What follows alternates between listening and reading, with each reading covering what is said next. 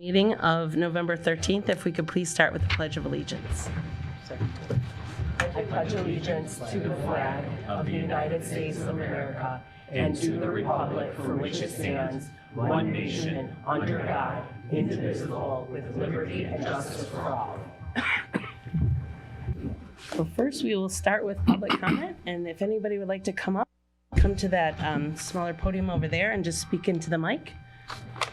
So just a quick review of a couple of ground rules. This is the public comment for the entire meeting tonight. So if there's a comment with regard to any agenda item or anything else, this is the time, including Legacy Hills. 3 minutes is the duration of time that everybody is allotted. The timer above me will track that time. Please, when that occurs, wrap it up. I mean, we won't completely yank you at 3 minutes, but you should be wrapping it up promptly at that point in time, if not before. So thank you for coming to the board meeting. We look forward to hearing what you have to say. And then also, Andrea, do you have either side with you in the presentation for Legacy Hills, or it's just you? Are you having someone from Legacy Hills speak, in which case we'll also let the HOA speak? I believe that there should be a representative from Elmore. There was a presentation that's provided. So then we will also have to give the HOA time to speak as well, which I believe would be Jeff Axt. Right, thank you. Okay, thank you. All right, so if there is anyone, again, if you want to talk about Legacy Hills, please come up here. If you want to talk about the library, please come up. This will be the last chance for public comment. My public comment is regarding payroll and vouchers. There's over $500,000 for the SLC meter for water and sewer in payroll and vouchers. And it's in stark contrast with what Shelby Township did. Shelby Township spent $11 to $12 million on a water storage system to reduce water and sewer rates by purchasing water at wholesale rates from GLEWA. I think, and the water and sewer meter project, there was no payback provided in any of the presentations. So it seems like a waste of money. We also consolidated it over a 3-year period, which means we're going to get bumps in expenditures going forward for a 3-year period, forcing higher water and sewer rates. So it's disappointing that the board took that direction, but that's the expenses that we're paying right now. My other portion of my comment is related to the financial committee meetings, which occurred a few weeks ago. If you actually read the actuaries, you'd know what to do to improve that performance, but it's never covered during the meetings for either group, and it's disappointing, especially with the impact on water and sewer rates and being charged $600,000 a year, even though contributions are only required at about $300,000. It was fully funded, and those rates, when it was fully funded, plus the contributions, only a 6% return. On 6 million assets, 300,000 is 5%. So you could just put the cash in your money market funds, get 4 to 5% U.S. Treasuries, and you would greatly reduce about 1% of the budget for water and sewer. So it's disappointing that that's not being covered either. I brought it up in public comment in the past during the Healthcare Retiree Trust meeting.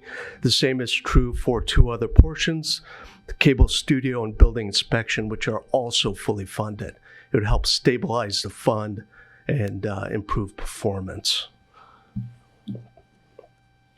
Lastly, regarding the UHY and the meeting minutes, did UHY receive a copy of the presentation from August 28th that Jason Theis made regarding all those contributions, or no? And if they haven't received it, then it kind of null and voids the question asked on fraud, which was asked by Treasurer Michael Shostak. Thank you. Thanks, Mr. Antocli. A quick reminder, too, please, when you come on up, folks, state your name and address for the record. Thanks, Mr. Antocli. Does anyone else have anything to comment on any of the items? Come on up. You can feel free to also line up if you'd like. Hi, I'm Chris Guerrieri. I live at 3861 Woodlake Drive. You might have received a letter from me, maybe two, the second of which pertains to the retaining wall I put in and going through the city and all the expenses incurred because of the wetlands and the process of getting the permits and everything that, and the grading of the land and the special seeds and everything required to be compliant with the city. So after strong opposition from hundreds of neighbors, a compromise to a site plan was agreed to with the neighbors back in 2017. In 2019, the developer asked and received approval for an increase in deck size from 10 to 14 feet. This request was only for decks, not patios. At that time, the neighbors were told it was a one and only one-time Legacy Hills would be granted this change or deviation from the originally approved site plan from the 2017 agreement. Only deck size was on the table. Since then, a number of Legacy Hills owners have overbuilt their patios and decks to encroach on the limits of disturbance and setbacks that were agreed to in 2017. Additionally, in some cases, permits were not sought from the township, a violation, and decks. In one case, a permit was obtained. However, the patio was constructed in violation of the original site plan. The township did not catch this, nor provide oversight. Lastly, last year when Legacy Hills was to come before the board, countless encroachments and violations to the conservation easement were uncovered by Jeff Axt, our HOA president. Legacy Hills withdrew the request at that time and proceeded to remedy their violations.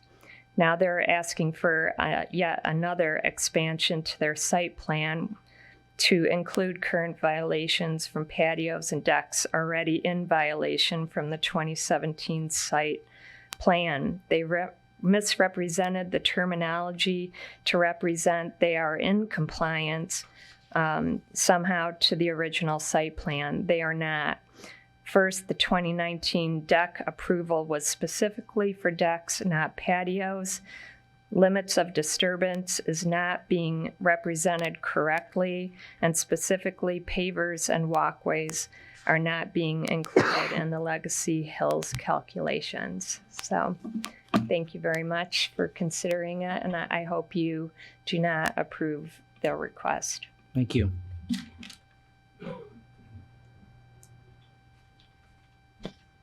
Hello, I'm Morgan Guerrieri, Chris Guerrieri's daughter.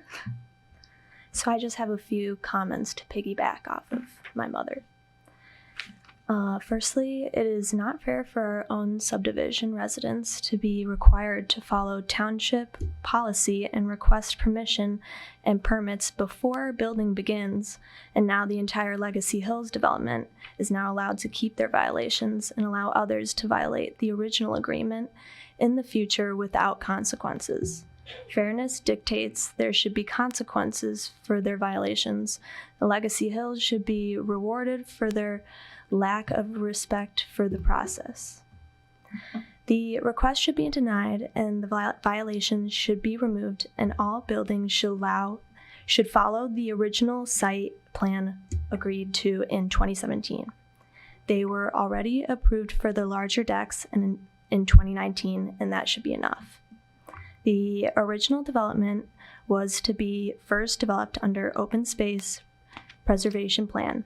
This is a horrible precedent to set in allowing for the fact violations to a site plan, to let alone a site plan that was to be developed under open space, where the intent was to preserve green space. We expect the township to hold Legacy Hills accountable and not change the rules from 2017. Thank you. Thank you.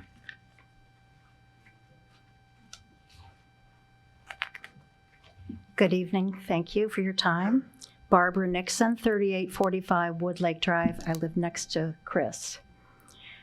The very stark contrast in treatment of Bloomfield Township residents has been revealed regarding what it means to follow rules and not to follow rules in the township. First, we have the situation with my neighbor who had to build a retaining wall to protect her property and house. She followed the correct order of steps by obtaining a permit in advance and following township restrictions. She ended up paying more than double for that wall because she was required to follow all the rules. On the other hand, we have the Legacy Hill neighbors who did not obtain permits or approvals before building decks, patios, and walls that aren't even allowed for Legacy Hills. What happens to them? They are rewarded by having the township retroactively approve what they have illegally built. Having the township retroactively approve the deck size allowance to accommodate what they have built, and now hold an additional hearing to allow patios which have already been built without a permit to also be retroactively approved. Is this really the message that Bloomfield Township wants to send to its residents? What happens if other residents in the township hear that a whole subdivision is receiving special consideration when perhaps they were denied projects that they wanted to build or did build without approval and had to remove? This is not fair and should have consequences for the residents who built what they wanted without doing what the rest of the residents of our township must do. In addition, there's an ongoing issue with stormwater and drainage onto adjoining properties in Woodcrest Lakes HOA. Currently, stone patios and boulder landscape features have been built that may change the course of water down towards Woodcrest Lake properties. There was no stormwater analysis performed in advance of the unauthorized landscape construction. In fact, one homeowner actually ignored all rules and had the landscape company install a downspout and sump pump outlet draining downhill. When they were called out by adjoining property owners, they were forced to fix those issues. These blatant problems would have been addressed in the permit and construction process. Those homeowners just built the patios and assumed approval by the real governing agency, Bloomfield Township. We hope Bloomfield Township Board of Trustees will vote to deny the request to approve Legacy Hills patios and to insist that the homeowners who already built patios without approval must remove them until a future time when a public hearing can occur to approve or deny patios. If approved, then the Legacy homeowners can apply for permits before anything is built. That is the proper order of legal steps to be taken, as opposed to this reverse order of constructing and then seeking approval. And my final comment, one sentence. On April 4th, 2021, one of the co-owners of the unit with the stone patio signed an alteration request with the following, and this is to my point. Quote, we understand that should legal regulatory agency require at any time in the future modifications to this variance, they will be done at /our own expense or any future owners of our property, unquote. Thank you for your time. Thank you.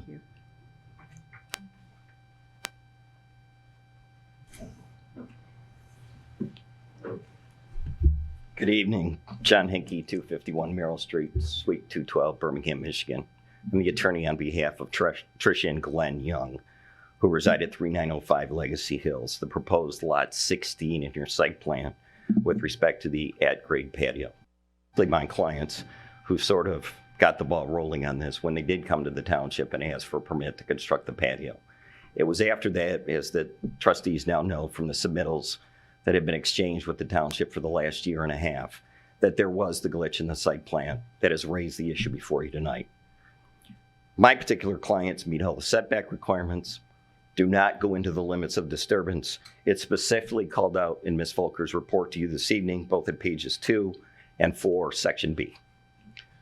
With respect to those, if there are any questions, I'll save the rest of the time from the trustees I'm sure the HOA will present their position. I can answer questions as well as to the history that's been presented. But I'm absolutely in favor of the revised site plan being approved. Is there anyone else? Hey, Jeff, you're going to be going, since Legacy Hills is going to be doing a presentation, the HOA also gets to. So in lieu of having to be, that way you don't have the 3-minute right now, you'll be able to get to do your presentation during the agenda item. Yeah. We didn't realize that the Legacy Hills was, we don't let just one side come up on any issue just for future reference. Both sides are always represented. When you asked if you could, I didn't know Legacy Hills was. So yes, now since they have been approved for it, you are too. Yeah. But if anyone else wants to come up, it's just Jeff that we were letting him know. Hi, I'm Courtney Erbiel. I live at 3858 Crest Lake.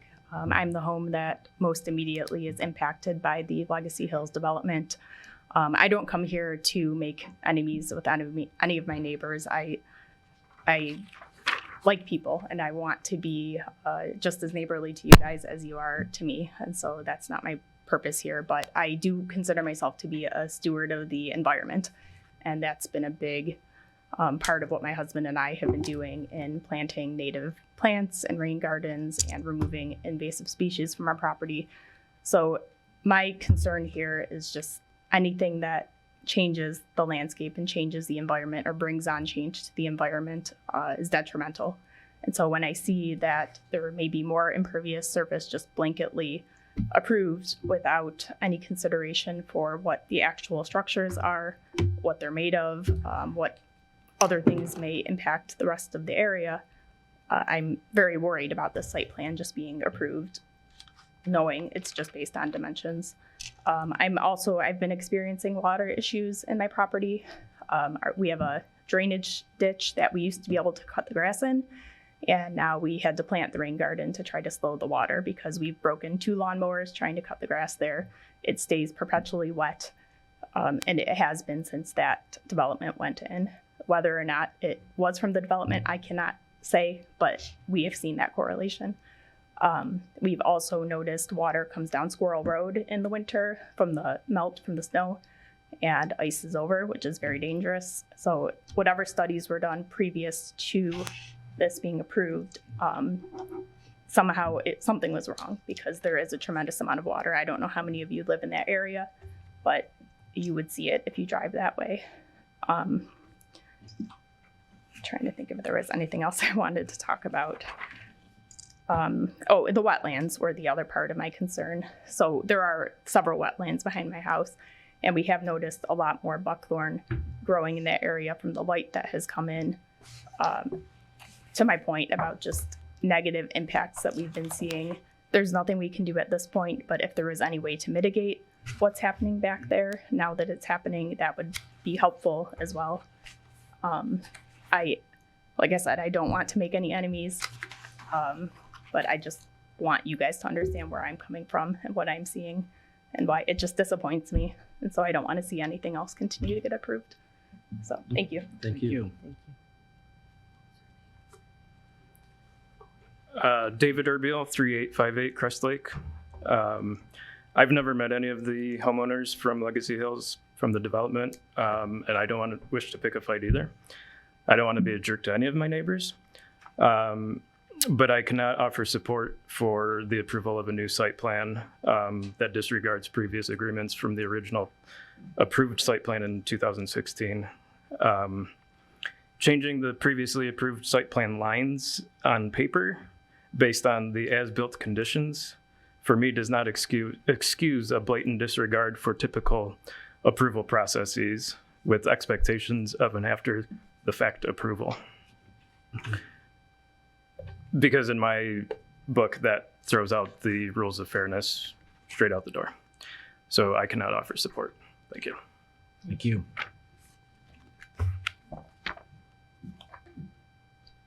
Good evening, Renee Axe, 3821 Crest Lake Drive. And I just wanted to, I know there's quite a few new board members on the trustee board now. And so, but prior to the time when think Neil was here, and Dani and Michael, that definitely were thoughtful and listening to all sides when the development was happening. And just to share some history, it really was not, it was always about how do we get making sure that the neighborhood voices are heard as we have thoughtful development. And so, you know, as the residents of our close by neighborhood, we put a lot of our resources personally into making sure we could have that preserved to, you know, to the extent that we could, of a very thoughtful development that was going to change some of the dynamics of our residential neighborhood. And so as we, we get past the 2017, 18, 19, and we watch to see, as good neighbors, are we still in agreement of what we all signed and said this was what we're going to follow? And when the facts get to where they're at today, it's just very disappointing. And I don't expect everyone to have the knowledge. We've got new residents that are neighbors. We have a new time, but we also have history, and we have documents that back that up. And so I know that you'll be looking a lot at some different things that have been sent to you. But as you look at the site plan overlays that were provided, I think that Jeff and some others sent them to you. But it really depicts exactly what we're talking about, because it lays out nicely what was agreed to, and then what was granted for decks, and then what, where it ended up being, and then now it's being asked for. And so kind of the facts are the facts. And so when you walk through and you say, well, we approved decks, but we have patios, I don't know how we find, that acceptable in any way or form. And so there's plenty of examples across the nation and many communities, and they enforce the rules. This is what it is. It doesn't matter how much money you put into it, how much you're begging for forgiveness. The rules are the rules. And if we don't have standards and rules, then what type of a community do we live in? So I just hope, and I ask you to, to consider the thoughts that are before you, and to take the time and not to approve this evening. Thank you. Thank you. Anyone else that would like to speak on any of the agenda items? Okay, I'll go ahead and close public comment. So next we will go to, approving the board minutes of October 23rd. We've all had a chance to look those over. Unless there's any changes, I'd look for a motion. So moved. Motion by trustee McKee, support by trustee Murray. All in favor? Aye. Aye. All opposed? That does pass. Okay, next we'll go to the discussion of the Bloomfield Township Library Millage proposal for February 2024. And today we have Tera Moon, the director of Bloomfield Township Public Library. And it looks like Dani Gilman is here as well, the president of the library board. The other Dani. The other Dani, yes. My dad wanted boys. What are you going to do? Well, thank you so much for having us here this evening. We're pleased to talk to this body tonight. The library is so proud to be part of the team that delivers services to our residents. We love giving library service to our residents, and we hope to continue to do so for a long, long time. So we're here today to tell you about the millage proposal that we are putting on the ballot, the presidential primary election ballot of 2024, asking our residents to consider renewing one of the 3 millages that the library is supported by. It was really important to me to address you all tonight, let you know what our plans are, hear the details, and give you a chance to ask any questions that you might have. This proposal asks voters to consider renewing this millage at its current rate of 0.5047. It is estimated that this millage will raise $2.5 million in 2024. This millage was approved in 2014 for a 10-year period at the rate of 0.5140. The rate was a Headley restoration and an increase to bring the library to 2 full mills as allowed by law. So the current fiscal year, this one we're in now, 23-24, will include the last tax payment from this 2014 millage, which is now, as Dani said, rolled back by Headley to 0.5047. This fiscal year, that rate resulted in $2.4 million, or 27% of the library's total revenues. Losing that revenue would require significant cuts to library services, and we're very proud, like I said, of the services that we're offering, and our residents have come to expect that, so we would hate to do that. It would also make it difficult to accomplish the goals of our strategic plan, which are many and include refurbishing some spaces in our library building which was renovated in 2008 and is now starting to show signs of wear. Plus, the way people use libraries has changed, and we need to do some things to keep up with that. Our library serves a unique role in the Bloomfield Township community. Not only is it a place where residents can access a collection of over 300,000 books, movies, CDs, and more, it is also a place where families can attend free, high-quality entertainment and educational programs. It is the one spot in the community where residents of all ages can study, work, and connect with one another in a safe, welcoming environment. Residents flock to the library during widespread power outages, and now the library serves as an early voting site. During the April 1st, 2022 to March 31st, 2023 fiscal year alone, the library served more than 191,000 people. Approximately 615,000 items were checked out, and the library held 618 programs, which more than 16,000 people enjoyed.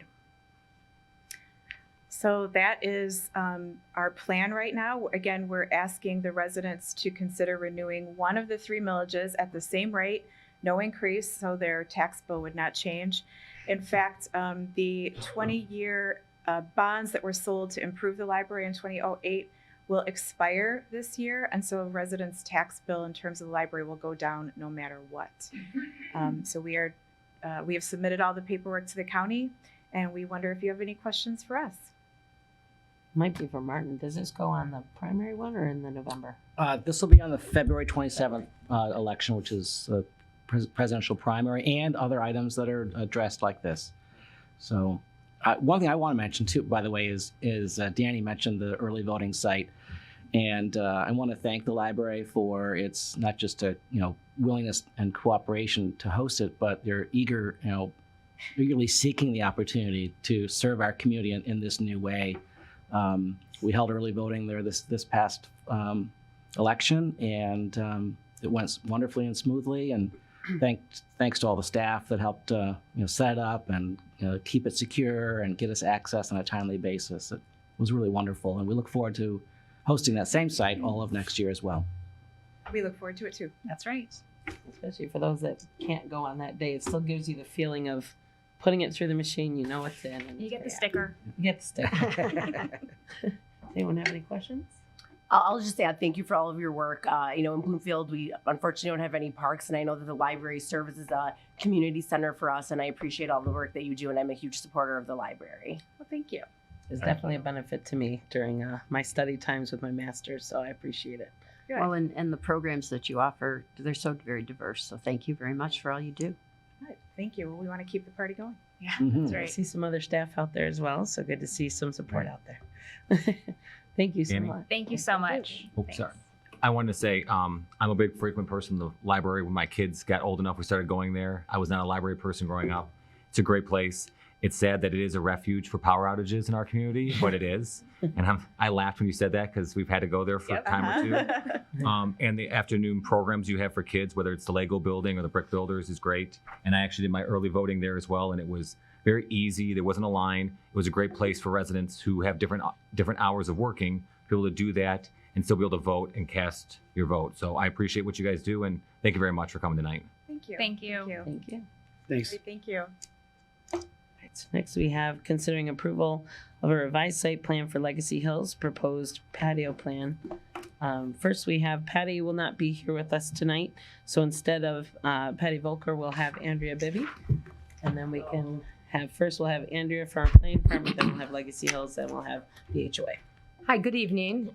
Thank you for having me tonight, presenting this request that you have before you, which is a revised site plan for the Legacy Hills development. So with that, I would like to start out with a brief overview. I know all of you have had an opportunity to review your the staff report that's been provided as well as the documentation. So what I would like to do is just give a quick overview of the staff report, and then there will be an opportunity for the applicant and In this case, it is the residents. The Legacy Hills is the applicant. They'll have an opportunity to have their surveyor is going to do a presentation, and also as well as the adjoining HOA. So I would like to just kind of briefly update you on the proposal and obviously answer any questions. We also do have representatives here from our building department. If there's any specific questions, we have Bob Tebow here. We also have Karen Strickle from HRC as well, if there's any particular questions as it relates to that. So with that, we are probably familiar with the development that occurred back in going back to January of 2016. The Township Board approved a 17-unit clustered house development, which you can see highlighted and outlined there on your screen. This was part of a request at the time for the Sacred Heart School campus to split off a portion of their northerly parcel and to allow for this development under the provisions within our ordinance that are, which is the open space preservation provision. So that was approved by the Township Board after a lot of consideration and public input, as you'll hear, I'm sure shortly from representatives of the adjoining subdivision that were very involved at the time when this went before the Township Board for their consideration. So then we're going to fast forward to September of 2019. At that time, there was a request that came to the township from MI Homes, who were the builders for this development at the time. Our understanding, it was originally under Pinnacle, was the original developer, and then it had changed hands, and then now it was under the HOA. At that time, still being the builder was MI Homes. So they came back in 2019, and at that time they had requested specifically to increase the previous approval, which allowed for a 10-foot deep deck off the back of the 17 units. The applicant came back in 2019 and requested to revise that original approval and ask the board to grant them approval to construct decks that are actually 14 feet. That was granted back in 2019. So now we're going to fast forward again to today and how we kind of got here today. Probably about 2 or 3 years ago, we were contacted. There was a resident within the development who had applied for a building permit through the building department for a patio within the Legacy Hills development. At that time, the realization was made that, not the realization, but it was brought to our attention that along with this permit, there had been other patios which had been constructed within the Legacy Hills development. So at that time, both our department became in touch with the builder at the time, who was MI Homes. We also, at that time, engaged with the Legacy Hills Homeowners Association. And then upon site visits and meetings on site, determined that there were, in fact, a total of 8 patios. 1, 2, 3, 4, 5, 6, 7, 8. I'm sorry, I'm counting 8 patios that had been constructed that were not part of the original approval. So with that, there was a lot of discussion that was held. You can see within your staff report, as I review it, you can see that it was determined at that time, as a result of discussions with the builder and the HOA, as I stated, that the homeowner, it was found that the patios were installed, which are not identified on the approved site plan or on the amended Hills, Legacy Hills development. It was also noted that back in 2022 of December of last year, when the applicants were looking to come before the board for approval for this amended site plan, at that time it had been brought to our department's attention as well that there had in fact been some encroachments into the conservation easement. So I just want to highlight for the board members on the screen as well as the audience that the area that is hatched to the far left represents the conservation easement, which does have a deed restriction indicating that there can absolutely be no intrusions or changes to that natural environment.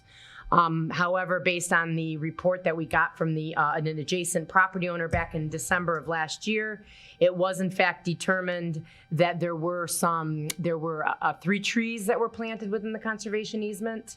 There was a drainage sump pump pipe that was running into the conservation easement.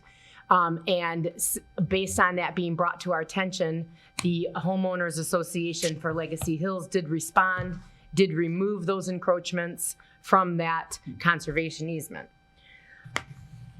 So based on that, we had then brought in the, and when I say they, I'm sorry, my department, the township, we had brought in the representatives for the Legacy Hills Homeowners Association.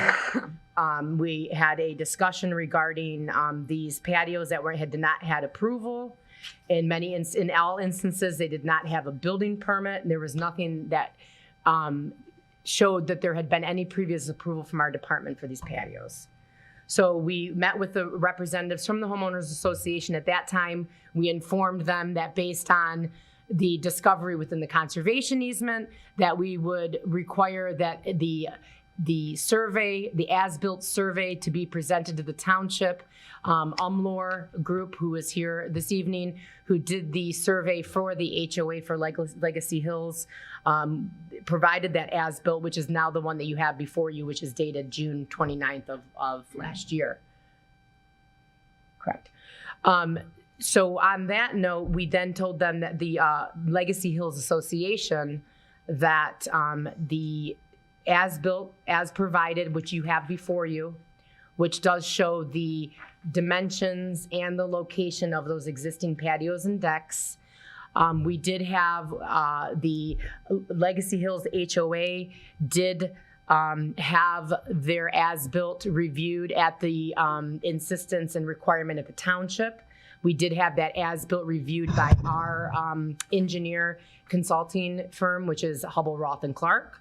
So they did review it. We have a representative here. As I stated, Karen, if you have any specific questions related to that, HRC did go out there and field verify and stake that the limits of disturbance, and let me go to the highlighted screen here, which shows the colored lines on your as-built. So here we have before you the as-built, and highlighted in the yellow represents the patios that are installed currently to date. And then also additionally on the next slide, we do have one unit which is unit 8. This is the unit that does have an existing patio. That existing patio does extend higher than a 4-foot wall, which would be permitted by ordinance. So it is slightly taller than what would be permitted. And they have since, in conversations with the HOA as well as the township, they have installed the evergreen screening, which is outside of, you can see again that hatched area to your left, which represents the conservation easement. You can see that they have provided the additional evergreen screening that was requested. So that is one example of one of the as-built notations on your plan that you're reviewing. So at the time when this was discovered of some of the changes of some of the lines, I just want to clarify, you'll see in the documentation and you'll hear from the applicants that there is the conservation easement, which is thou shalt not do anything within the conservation easement. And then in addition to that, there's also the red line, which is provided on the as-built, which is representing the limits of disturbance. The limits of disturbance is also used, the same terminology would be in the open space, the preserved open space, okay? So to have the board understand, the red line represents, when we say limit of disturbance, when this site was originally developed, a survey was provided indicating what the maximum disturbance would be within these areas to allow for the construction of this development. So does that mean that that green line is where nothing should have been disturbed past that green line? When you say disturbed, like no soil touched, based on what was originally... Correct. Correct. So the original green line on your screen shows the limits of disturbance that were proposed originally with the development. Okay. since the discovery and and some of the changes that occurred based on some of the grading and changes that were made to install these patios, you can see now before you that there is a differentiation between that green line, which is the original area of disturbance, and now the red line, which is now the current area of disturbance. So I just wanted to show that as a depiction of you being able to see the difference between what was originally approved and now what has occurred in the blue field. line is current. I thought the blue line. The blue line's the most current. I'm sorry. Yeah. My apologies. It's the farther one that's now current. My not the apologies. closer one. Then red, then blue. Yeah. Okay. I just want to make sure. And then one other, we don't normally make Sure, corrections. it's fine. You mentioned it was 7 patios. It's 8, correct? Because it says 8. It says 7 in the memo. It says 7 in the memo. You mentioned 8. Is it 8 or 7? Because it looked like 8 were highlighted yellow. Well, we have a proposed one, which would be 8. I think it's 8, then proposed to 9. Well, Supposed to be 9. One's original. One was originally done in So the number original 17. one that wasn't approved on the model home? It No, there's shows original. approved on 2019 on site number 17 per the Okay. documents, which would be the 8th So one. 7. So we have, So it is 7 Plus one. Plus So one. it is 7. Plus Okay. 1. we I have have a lawyer in my ear saying make sure it's right. So in my defense, it was Dirk's question. In the packet, it said there were 8 built in one I've seen addition. 8 and 7. That's why we just want to make sure. 8. So it is 8. I have 8. Okay. And then I also have another one, which is the proposed. That would be 9. And then we have the one that was originally approved as part of the model. That's 10. The model was approved as a 10-foot deck, and they put in a 13-point-something patio, right? I don't know if it was ever approved as a deck. I know that it was granted approval in 2019 for the existing patio at the time. Oh, when they extended it. Okay. You're going to have an opportunity to answer those questions, so Yeah. that'll be good to have an opportunity to answer. And in Andrea's defense, she got thrown under the bus here because Patty was so. You were doing great catching up right now. I know a lot of the board members are familiar with this, so Yeah. So where we are today is that we have a request from the applicant seeking to have approval from the board. You have provided it within your packet a series of considerations. Is the asking of the current Legacy Hills board, indicating that either to approve as submitted the existing patios, consider a modification to those patios. You do have within your packet all the sizes of the patios. Considering a modification to some of the ones that exceed the 14 feet if the intention or consideration by the board would be to allow for these patios to mirror what was approved by the decks. There's been a consideration that as part of your review to maybe consider having those patios pulled back to the 14 feet, the ones that go beyond. And then there's also a request to approve any future patios to be limited, and you have in there the 2 suggested based on the information and requests that we've gotten from the applicants, which is to approve any future patios to be limited to a maximum, or to approve any future patios to be limited to a maximum of 14 feet or 16 feet are the 2 options. But I think that there's still a lot more information that needs to be provided by both the applicant as well as the HOA. I'm happy to answer any questions. I can certainly answer any questions. I think everything is pretty drawn out within your staff report, and I do think that they'll be able to probably provide you and answer your questions at a greater level of detail, but I will be here, and as well as the staff that we have here and our consultant if you need any additional information. Great. We'll have Legacy Hills. You want to come on up? Just introduce yourself. You can come on up to the one that Andrea's at. It gives you a little more room to spread out. I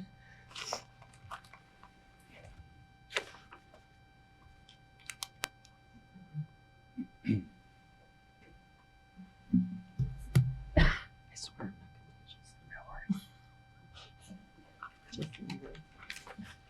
Good evening. I'm Phil Vestovich. I live on Legacy Hills Drive in the Legacy Hills community. I'm on the board of directors of our association, president. We have other board members here. We have some homeowners with patios as well. I first want to tell you that the people who live in Legacy Hills absolutely love it. And I want to commend the township and the developers for this little gem. This community is wonderful. Of the 17 sites, 12 of them were purchased by people from outside the township. They left their hometowns to buy a home in Bloomfield Township. And that, to me, proves what a successful concept this was. Now, I know that this was the first project under the open space ordinance, and it drew a lot of attention. And some from the community were unhappy with its very approval and what later was constructed, and they remain that way today. To them, I can only say, look, we are not the developers. We're like you. We're neighbors who liked a home, bought a home, and we're living there and enjoying it. Can you please We address? just want to get along. Mr. Vestovich, just make sure to always address the board. Thank you. Yeah. Now, there's some misinformation to be unpacked. These homeowners, none of them ran roughshod over the rules. The promotional materials, the purchase agreement, the master deed, the purchase agreement itself, and the model home all showed patios. Lot 17 had a very nice patio on the end of the model home. It was always offered to every one of us as an add-on option. We could hire MI Homes or First Pinnacle to install it, or we could do it on our own. All of us were told that a permit for a patio was not required. We know that because of the 8 patios that exist, 6 of them were built during the time when MI Homes controlled the homeowner association. And none of those 6 were applied, a permit was applied for. We're not running roughshod over the expectations of the township or the site plan. This is what we understood. So with us also is Mr. Mike Knowles, who's with Umlor, who did the as-built surveys and did the field work and confirmed that these, I'll call them very minor encroachments, where they were, and after removal, confirmed that they were removed. I addressed these encroachments in my memo to the board. I don't know if everyone understands what they were. A homeowner planted flowers over the line, little garden flowers, extended a irrigation line about 4 feet to water the new flowers. This sump pump drain was not installed by the homeowner. It was installed during construction by the builder. Homeowner didn't even know where it was. It was underground. So to their credit, the builder returned and relocated that. The 2 trees, Andrea mentioned 3 that were planted over the conservation line, planted by MI Homes just before the final landscaping was approved by the township. Homeowners did not plant those trees. The developer did. At Andrea's, at Patti Voelker's request, they've been removed. We actually took plantings out of a conservation area. Trees that were added to the stock of the conservation area were removed. Flowers that were planted in there have been removed and the sump drain relocated. So our proposed reconfiguration of decks and patios results in less hardscape impervious surface than had already been improved. Better drainage, I guess. That's what less impervious hardscape means. None of the existing patios or decks or the proposed patios or decks will encroach in any protected area. We love the protected areas as much as these people do. We don't want to damage them. So let me turn it over to Mr. Knowles. Thank you, Phil. My name is Mike Knowles, N-O-L-E-S. I'm with the UMLOR Group. We're civil engineers and surveyors, 49287 West Road in Wixom. We were hired by the HOA to help them out with their as-built requirements. I'm here tonight to talk about what we did, what we found, and what we're asking for. There are a lot of people in this room clearly that have a better history of this project back to 2016 and what happened in 2019 and all of that. I can't speak to that. I wasn't employed by the Pinnacle Homes when they got the project approved, the open space plan approved. Wasn't employed by MI Homes when they made the changes to the decks or patios. So, you know, the folks that were here firsthand that saw patios at the model or what they were told will have to speak for themselves. I also believe, you know, I've been doing entitlement work and land development work for about 35 years for various developers around the country, primarily in Michigan, but around the country. I was with Toll Brothers for 20 of those years. And I do know how emotions can run high.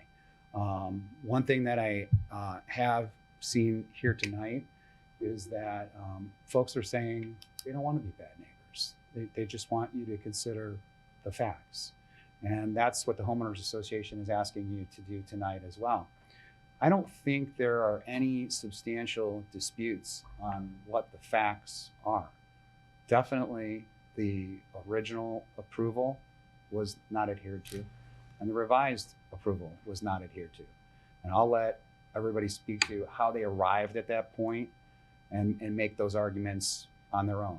But I would like to present to you why we believe as the Legacy Hills Homeowners Association that you should approve this revised site plan this evening. So when I say brief history, what I wanted to do here is to show you an aerial of the conservation easement. The conservation easement is in green. The site is in red. The site perimeter is in red. I think Phil's correct when he says this is a beautiful development. And certainly you can argue whether you like the style of the homes or whether they fit in with the neighbors or those types of subjective decisions on your own. But as far as an open space plan, I've seen a lot of open space plans, and what I see on this plan from the aerial is a lot of open space. 17 homes clustered together the way a cluster plan is supposed to work. Preservation of the natural features, and in one case, in the area in green, permanent conservation of those natural features. Some of the homes had patios, as you can see in the bottom right, that's not a patio, that's a built-in structural element. You'll see some of the patios in the pictures, and you've seen pictures of each and every one of the homes in your package. We did several surveys on this site. We were asked to revise it many times. We have been paid both by MI Homes to do surveys on this site and by the Homeowners Association to do surveys on this site. For MI Homes, for example, we staked out the signs that you saw on the opening slide as to the location of where those conservation easement signs are. Hubbell, and Clark went out and confirmed that those were in the right place. We staked out the conservation easement, where's the line, to make sure that the signs that say don't encroach into this area are in the right place. We were asked to do an as-built. Initially, we didn't know the history or the issue at hand. It was simply, do an as-built of the project. And so we did. We went out and we did an as-built, and then they asked for additional detail on the as-built. Dimension all of the ins and outs of every one of the decks. Let's have some dimensions from every one of those ins and outs to the decks to the property line. It was an unusual request, but we went ahead and we did all that. We were asked here on this page, it's a blow up from the as-built plan on the right side of the page here. We were asked to compare the existing impervious area, and we were asked to treat patios and decks both the same as impervious area. I don't mean to tell you what your ordinance says or how you treat it in your ordinance. I'm simply saying that we were asked to look at patios and decks all as impervious area with no distinction between the two. And we did that. And you can see in the left where there's a list of all of the units, and the patio totals up to 4,079 square feet of patio on this site.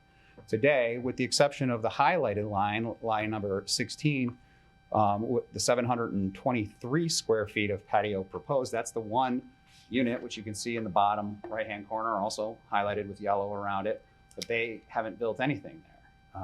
And we were asked to put the proposed square footage of that unit into this table as well. And so that's included in the total of 4,079 square feet. You can see 300 here, 400 there. We were also asked to put the decks on. You can see most of the units have decks. They're generally smaller, 2,818 square feet there, for a total of just under 6,900 square feet, existing and proposed on the site for impervious area. The table in the middle is what was approved. The 60 by 14, and again, I won't go back to prior approvals and amended approvals. This is the current approval, which was the amended approval in 2019, I believe was the year, to allow 60 by 14 per unit. So we've listed those out without making a distinction about whether it said deck or whether it said patio. We're looking at it as impervious area, and it's 14,280 square feet is currently permitted without any change tonight. What is on site is 6,900. 14,000 is allowed and 7,000 is there, including proposed and existing. What the HOA is asking for tonight is to reduce the overall impervious area to 13,600. They want to do less impervious area on the site. Why are they doing less impervious area on the site? Is it out of the goodness of their heart to just reduce the impervious area to improve the drainage? No, it's because they have gone beyond the 14 feet. 14 feet was a rub. It was 10 feet, and then it was expanded to 14 feet, and some of them are at 16 feet. And so they said, well, what are we supposed to do? Regardless of how we ended up in this place, and I'll let them speak to how they ended up where they ended up. What they said is, what can we do about this? If we reduce the total amount of impervious area, will they allow us to have configurations other than 60 by 14? Is this extra 2 feet so intrusive that even with the reduction of the overall impervious area, it's still objectionable? And that's what they're asking for tonight in the request for revised site plan. It's not carte blanche to go out there and put in 50 by 16 decks on all the units or on all of the patios. What they've tried to do is to tailor their request for a revised site plan to account for all of the existing improvements that are out there, however they arrived at being. And the one that is left, the one to be proposed, to fall into a package that says it's better than it was before. We recognize that we're 2 feet beyond where we were supposed to be, and we tried to do something about that. Can we meet in a middle ground? And they're here before the township asking for that consideration. The second issue has nothing to do with the decks and patios. It has to do with the conservation easement encroachments. I don't dispute any of the facts, either the objectors or the planner or Phil's description narrative about what happened with the conservation easement encroachments. What I'm here to represent, and it's been confirmed by HRC, is that they've all been removed. Now, some were flowers, some were trees, some were downspouts, some were sprinklers. They're gone. So there is no issue with a conservation easement encroachment. They're not asking you to permit them to encroach into the conservation easement. That is not part of the request. Oftentimes, particularly when you are turning over an association to the homeowners or doing your final dedications to the municipality, or if you have public roads, doing your final punch list, oftentimes, it comes down to some give and take, because we're not building homes and building developments in a factory. We're not doing micromillimeter tolerances like you would in, say, an automotive factory. There's a little bit more to it. The drip edge of a tree. You can see in some cases, the forest seems to be encroaching across the limits of disturbance. So it kind of works both ways. But in this particular case, there were some physical improvements that were not permitted in the conservation easement. And the township asked the homeowners to survey them, identify them, put them on a plan, talk about them, remove them, confirm that they've been removed, and then have the township consultants come out and confirm that our confirmation that they were removed was in fact correct. So again, trying to just explain how we've arrived at this, and just as many as as factually as I possibly can, moving emotions or opinions out of it. So those were the two issues. The patios were the wrong configuration, but less impervious area. And the conservation easement had been encroached and has now been restored. And so I took a quote off of one of Patty's emails at the top here, because I thought it was appropriate. And I think that that's why we're all here tonight. Representatives of Bloomfield Township, they pledged to provide services in a fair and consistent approach. So they had to hold the homeowners association to task. They had to have them perform survey after survey after survey. They had to have them remove the flowers from the conservation easement because they had to be consistent. Tonight, we're asking about fairness. So is it fair to allow the homeowners of your constituents, is it fair to allow them to have deck and patio configurations that are 2 feet wrong from what was originally approved or what was currently approved, but it has less impact?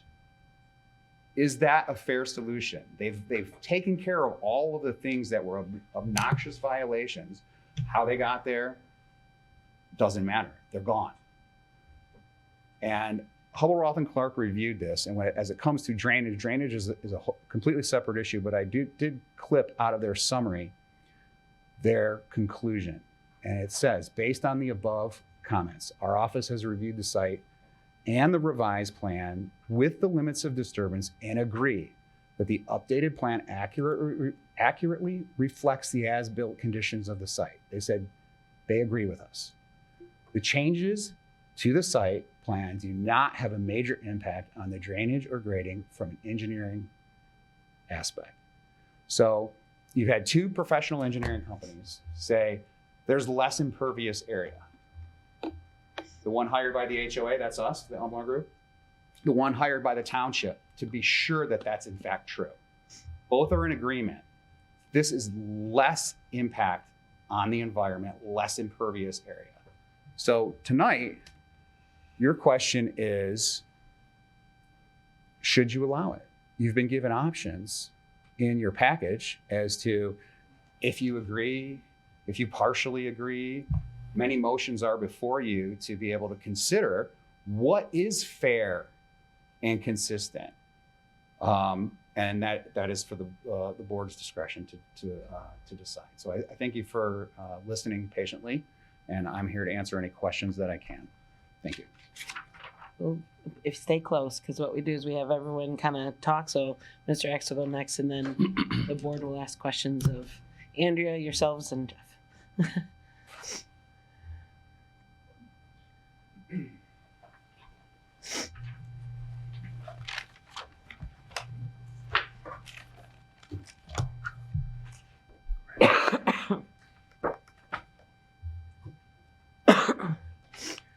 Quite a lot to unpack based on the previous comments, but I'm going to start from the beginning. My name is Jeff Axt, and I am the HOA president for the adjoining subdivision, Woodcrest Lakes. I'm also the property owner of an adjacent property to the development and 2 other properties within the HOA that are within the noticed area. So I have 3 properties within the noticed area. So some of the depiction on how we got here, we're going to obviously see differently. The Open Space Preservation Plan was an important tool that the township was going to use. This was the first time to minimize the disturbance of a beautiful natural area that we all agree on was beautiful, in exchange for certain limitations and certain rules and restrictions. And those rules and restrictions were pretty specific within the ordinance. And on top of the ordinance, it became even more specific because the residents were mobilized. There's 107 or 140 some odd signatures just in your packet that represented back in 2017 the amount of interest that this got from not just the neighboring community, but people in Hickory Heights and, just miles from the development itself, because they were interested to see how the township was going to approach the development of taking down these natural trees, this natural green space, and putting in a development. It started with 35 units. It got whittled down to 21, and it got ultimately agreed to on 17.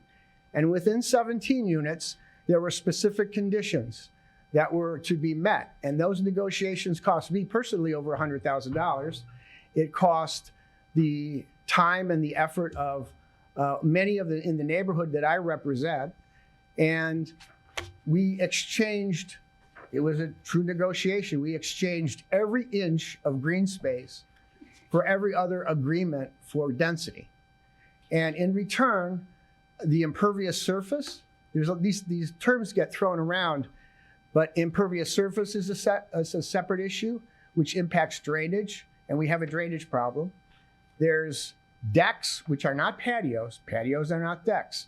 So I'm going to try to, in my time, unpack and define correctly what was agreed to and basically take the nomenclature and to clean it up. In 2017, there was a heightened concern with wetlands and water runoff. Matter of fact, Sarah Ravikant, Chris Guerreri, the Nixons, and so on, many of our neighbors said that there were already concerns for water runoff. And so Hubbell, Roth, and Clark came in and did a study. And that study showed the impact of the development, but it included it didn't include the Sacred Heart site. So to look at the 2 sites together is important because the 2 sites were one and they were split apart. And Sacred Heart had development and had, redoing the tennis courts and some other hardscapes that they had to include. And also Legacy Hills was including hardscapes. In 2017, I refer to an environmental study that we produced and provided from Environmental Consulting Technology. And I think it's in your handout. There's an addendum. This packet is in your packet that I provided. The addendum is the pertinent information that I'm going to state here that basically is identifying that we have a water problem. Okay, we currently have a water problem, and we foresaw there to be a water problem because it's stated here, and I want to read the 3rd paragraph. This addendum is being submitted to note that all proposed land use changes within the contributing watershed should be included in the analysis, which that wasn't. This would include the effects of the proposed new impervious surface, there's that word again, parking areas and tennis courts and so on, and which included the Sacred Heart piece, and stormwater management activities on the Academy of the Sacred Heart parcel located south of the development. So that wasn't done in the HRC assessment, that water budget tabling. We asked for it, it wasn't done. So now fast forward to 2019, when those decks were being, when they got approved. So decks are decks. Underneath decks, there's ground. Decks don't shed water like patios shed water. All of these factors with this impervious surface help to maximize the displacement of water. So there is an important distinction between a deck and a patio. Patios were never approved. Okay, so we're going to refute the HRC. So the minimal impact on the current HRC letter that stated that HRC deems that these changes, and actually the Ulmer survey, their comments as well, state that it's minimal impact to the water problem there. And we're already seeing, don't take my word for it, we have a neighbor that had to build a retaining wall because the wetland has expanded. Okay, now wetlands and expansion and water problems are actionable, just as an FYI. It's considered a trespass when a development, by nature of their development, impacts a neighboring land with water problems and makes it unbuildable. In Ms. Guerreri's case, she had to spend $100,000 to remove a retaining wall and to set it back because the wetland had expanded. The original retaining wall was within the setback of the wetland. The wetland expanded and it became within the setback. So then she was responsible and she did it. She didn't ask for forgiveness. She did it. She removed the retaining wall and moved it back. It cost her $100,000 when it would have cost her $40,000. She followed every iota of the township's requests in the permitting process. Okay, so that's number one. So to double down and triple down on adding impervious surface and to interchange the terminology from decks to patios. Patios increase watershed and are detrimental to the drainage, and to double down on that possibility or probability when you have everybody here talking about their water issues is something that we think that the township should heed our warnings to say, we've got a water problem here. And to further identify that, I'm going to read from the statement that I was planning on reading in, but I think it's more important if I read it than I ad-lib it. So in the Ulmer survey, and you have a handout there too, there are 3 tables, and actually the representative for Ulmer had it on a slide. And it's the exact slide that I want to use to refute what he's saying. So if you pull that up, are you able to turn? Pull up that. It's this one here. One that has the. Yeah, it's that one.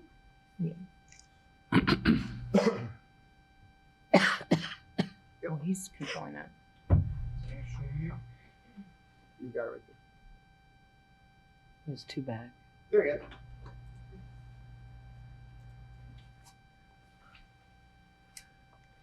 go. There it is. I want to direct your attention to those 3 boxes that are on the survey that Ulmer provided, because I think what they're doing is mixing the nomenclature and the terminology in an effort to try to get this thing to look like it's A-OK, or it's according to the wording I just heard, it's better than what was originally contemplated in the site plan. So no patios were approved in the 2016 plan. Only decks, important, and only decks at a maximum of 10 feet deep were approved. Decks are not patios, and patios are not decks. That is why these applicants are playing word games in an effort to confuse you. Decks are elevated and typically they have about a 5.5-inch wide slant or a wood synthetic like material that allows water to drip like rain between those slats on the ground. There's still the ground surface that absorbs water like rain between the slats, and it's dispersed over the entire deck. Patios are mostly all made of large flat stones, and actually it's in their picture. It's all flat stones. It's all stones. It's all hardscape. Drain off the edges of the stone and often in one direction, sometimes in sheets if it's heavy rain. So in 2019, they got decks approved. 4 feet in addition, that's 14 feet. They're saying that they have patios at 16 feet. Already a problem. Not decks at 16 feet, patios at 16 feet. Approved to fit in their 16 by 14 envelope from the home structure.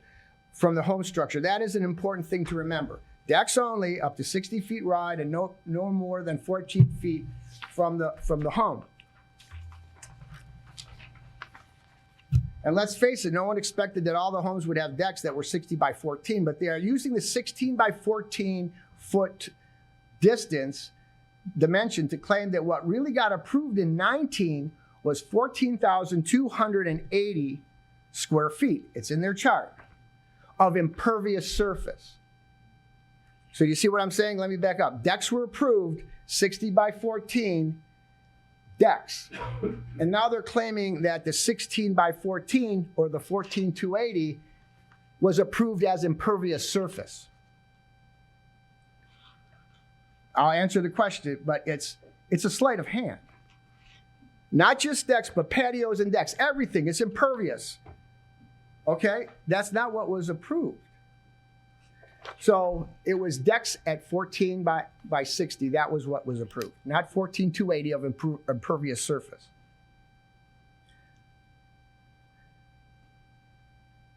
And they were all limited within 14 feet, the decks of the house. Of course, that's false, and they know it's false, and they're trying to pull the wool over the board. They focus on total approved area of what they call impervious surfaces, because that's all they have to cling to support on the 14 by 60 decks. There's no excuse for 14 by 60 decks approved, and next thing you know, you've got 16-foot patios with big retaining walls and pillars that retain the patio of impervious surface. But it's literally on there. They're focusing on approved area of what they call impervious surfaces because that's all they have to cling to support. A combination of conforming decks and unapproved, scattered and sprawling hard surface patios, walkways even, which aren't even included on here. By the way, walkways are an impervious surface. They don't get, like every other homeowner, the ability to run walkways, which I'm already contesting some of the limits of disturbance photos. The walkways are part of the impervious surface problem. And the walkways, in the case of units 8 and 9, run right up to the conservation easement. And so there is likely to be a trespass every time a lawnmower goes past one unit, has to run, doesn't want to go over the patio, just kind of gets pushed through the conservation easement to get to the other unit where there's some green grass. It's built too close. And the walkways are built too close. And the walkways are impervious surface. And like in my home, I can put down some brick pavers on my house, at my house without getting a permit. But in this case, an open space plan where the impervious surface and the setbacks and the limits of disturbance were all spelled out, not just in the ordinance, but in a separate agreement with, Jeff Axt and the homeowners, the hundreds of homeowners, it matters. So the fact is that after the 2019 amendment to include the decks, still no patios of any size were allowed in Legacy Hills. So in 2019, whatever was going on with patios, they clearly were told here that it was a deck that was approved. So after that meeting, and Michigan Homes was here too. So after that meeting, if there was any any patios constructed from 2019 beyond, there's no excuse for that. We all were here. We had a big crowd here too at that time, 2019. So in this 2023 site plan, They are trying to convince you that the impervious surfaces, not the decks, were what was approved in 2016 and then amended in 2019, and that those impervious surfaces can be anywhere and not confined to a maximum of 14 feet from the house. Another important point, again, open space matters, and every bit of location of all of these things was negotiated. So attention to the red boxes in the lower left corner of the 2023 plan. Column 1 above, they use existing impervious surface areas of patios and decks, quote unquote, as if what exists somehow got approved. There was never any approval of impervious surface in a generic sense, mixed and matched between patios and decks. So in column 1, their nomenclature is incorrect. They're just, it's a word salad. In column 2, they take 60 by 14 decks that were approved from 2019 and then switch the words to, quote, maximum patio impervious surface areas of patios and decks equals 60 by 14 per unit. Do you see that? It's clear. I didn't catch it until I kept reading this. And it's a word salad. There has never been an approval of patios and decks 60 by 14 or any other dimension. It was a deck. Now in column 3, they call it proposed, quote, proposed revised maximum patio impervious surface area for PUD amendment 50 by 16 per unit. They dropped decks altogether.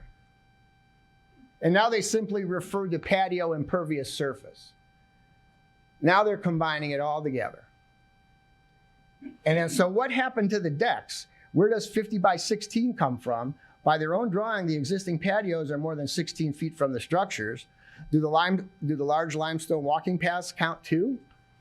Are they impervious and they are all around the development and much farther out? I mean, we're not even talking about the impervious surfaces and the walkways that are, in the other units up to 17 units. We're looking at the units 8 and 9 because that's the most obvious, and we're not trespassing and going along into their development to look. But it looks as though if all of these are approved, then they're going to have all of these walkways connecting their patios, and they're going to be walking through and creating just more water runoff. So this is what we've said. It's the countless violations exist, and they disguise how many and how pervasive they are by using inaccurate words and wording to make you think that patios have always been allowed, all in the quest to have you approve violations without knowing what they are. In 2019, you have a packet also in front of you that there was no hardship to even increase the deck size. In your minutes in 2019, it was stated by Atwell, who was the representative for Legacy Hill or for Pinnacle Homes at the time, that it was going to increase the value of the units. That was their hardship. That somehow violating a hotly negotiated specific agreement on an open space plan somehow was going to be put aside because 14-foot decks, an increase to 14-foot decks was going to make the condos more valuable. And now I can only imagine what the excuse is now. Now they're really more valuable because now we got patios and a bunch of limestone everywhere. The problem here is that we have a water problem and we have a trespass problem that's likely to happen and people will be watching. I certainly will. I have increased wetlands, and all my neighbors have increased wetlands because of the impervious surface and the patios that have been created. So any minimal or negligible increase, even with Hubble, Roth, and Clark, they're saying that it's a minimal impact. The impervious surface and the violations that exist are minimal. We can't afford any impact. We'd like a do-over on the existing plan, and we don't get to do that. Hey, Mr. Axe, you wrapping up a little bit? Almost. Thank you. So this is a memorandum of understanding This memorandum of understanding was signed. In exchange for the site plan, we pulled our DEQ objections. We had complaints with the DEQ, and that we had interveners with the DEQ that were subject to we had wetland issues, and there were specific, and I included it in my board package. The memorandum of understanding was signed, and it was shared with Bill Hampton, who was the township attorney at the time. He was apprised by it. The former supervisor was apprised by it. Mark Cohen from Seaburn Con was apprised of it. We were basically, it was called the Axe Plan. And in exchange for withdrawing complaints and legal issues, we got the 2016 plan now, which has already been revised once. So, we think that might even be actionable. Maybe not as clearly as a trespass because of water issues, but there was clearly an agreement. And, to soften this a little bit, if this was 30 years later and site conditions have changed and people's sensibilities have changed, that, we have new ideas and new technology and new building materials, and you come before the board and say, these things are different now. This is 3 years. And they've already come before you once, and that was 2 years. There has been no measurable change in anything except that the people that live there now want more patios and bigger patios. And so I'm wrapping up that we're refuting the HRC memo because and we're not refuting it just on hearsay. We're refuting it because we have my ERC memo that contemplated this problem, and we have a problem with drainage. We are refuting the boxes where they say that the overall impervious surface is less, when all of these things have been negotiated and they can't be blended together. The decks are not the patios. They weren't approved, period. And then we're claiming that we have an ongoing water issue that in any sense we have to deal with, because we don't get a do-over here. Those condos are up, and anything that deviates from 2017 may be brought up in future litigation. Because if we continue to move the goalposts on this, then we're not going to have a benchmark to say this is what we knew in 2016, this is the analysis in 2016. You can't claim that now, because everybody's bringing it to light. We have water problems. So I think it behooves everyone to stick to the 2016 original agreement, let the chips fall where they may. Whose money is more important, their $100,000 deck or whatever it costs, or my $100,000 to craft the original agreement? I don't know. Or Chris's $100,000 to follow the rules and build a retaining wall. So with that, I'm here to answer any of the questions that may be thrown my way, because I think that this is a shell game. Thank you. And then, just so the board knows, we might need Karen to come up too, since water issues are being brought up. We do have HRC here also, because again, Andrea was the backup here. She's like, please. But Andrea's will be able to answer questions. We have Mr. Vestovich and Mr. Knowles, and we also have Mr. Axe, and we have Karen. So I'm going to open it up to board discussion. Before we get to the discussion, I certainly would like to hear from Karen directly about the water issues, if we can. Do you want that to be your question? Sure. She doesn't have really a presentation. Oh, She's okay. Answering it. Yeah. Yeah. She's like, wait, what? No, okay. Thank you. So what water issues are you looking to hear about? Well, as far as if you could address, there's been several claims of water runoff, drainage issues. Are you familiar with that? I am not familiar with those. I wasn't aware of those until I received this board packet, so I have not had time to research all those, and we have not investigated any of those water issues that have occurred since the development occurred. So when you did your review, what were you reviewing then? So when we did our review, we were asked to look at the conservation easement issues and the gentleman from Umler said, confirm where everything was located, and then to confirm that there was no additional impervious area being added to this site. You did the conservation and the limited disturbance, because I know we've talked about Yes, we did the conservation. There wasn't a lot of changes to conservation as much as the red, blue, and green line, that there were significant differences in the limited disturbance. That's correct, and we were just asked to confirm that that red line matched what was out in the field.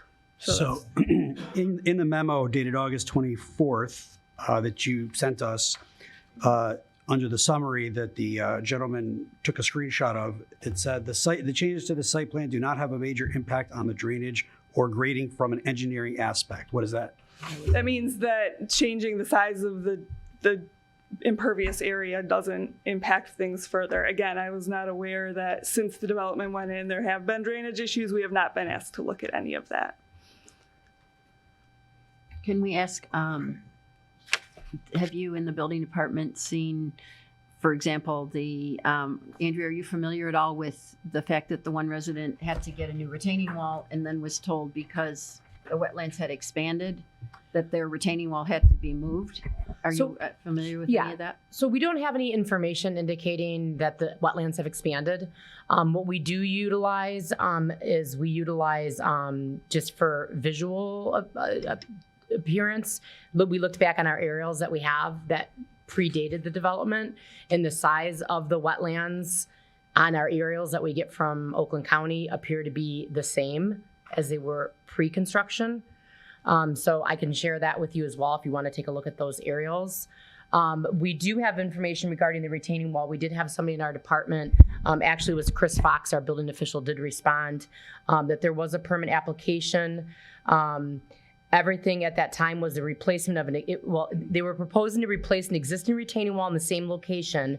However, according to Chris Fox, our building official, the location that was the same location was actually within the 25-foot natural feature setback in the edge of the wetland. That the applicant had stated at that time that was not there previously. The permit was then submitted and revised with the drawings, and it no longer required to go to the ZBA. So the wall was then moved away from the wetlands to accommodate that 25-foot natural feature setback. And then it states that, let's see. She stated at the time, he reiterated that she stated that that was because of the township was making her comply with the provisions of the ordinance, which is true, because that ordinance does require that if she's on the edge of that wetland, if you will, I can pull up this, if you can read this. But wouldn't that have been the same policy when the original retaining wall was built? Correct. So why would she have to move the retaining wall? Oh, I'm sorry. I'm sorry. You're asking me if I was thinking there was a retaining wall there originally. I'm not sure when that retaining wall was built. I don't know if it predates our natural feature setback. I don't have any information regarding that. Okay. I just have information regarding a response. Recently, it stated that the changes that she was forced to make made the cost of the wall skyrocket. However, the application that was submitted showed the original cost of the wall to be around $70,000. And she claimed it was, as she stated earlier, as you heard earlier, that was up to $100,000. So my understanding and conversations with our building officials, in fact, that wall was reconstructed from an original wall. And yes, it is located to an existing wetland, which has always been identified as an existing wetland on the site. I can show you this. I can show you the aerials that I was referring to earlier.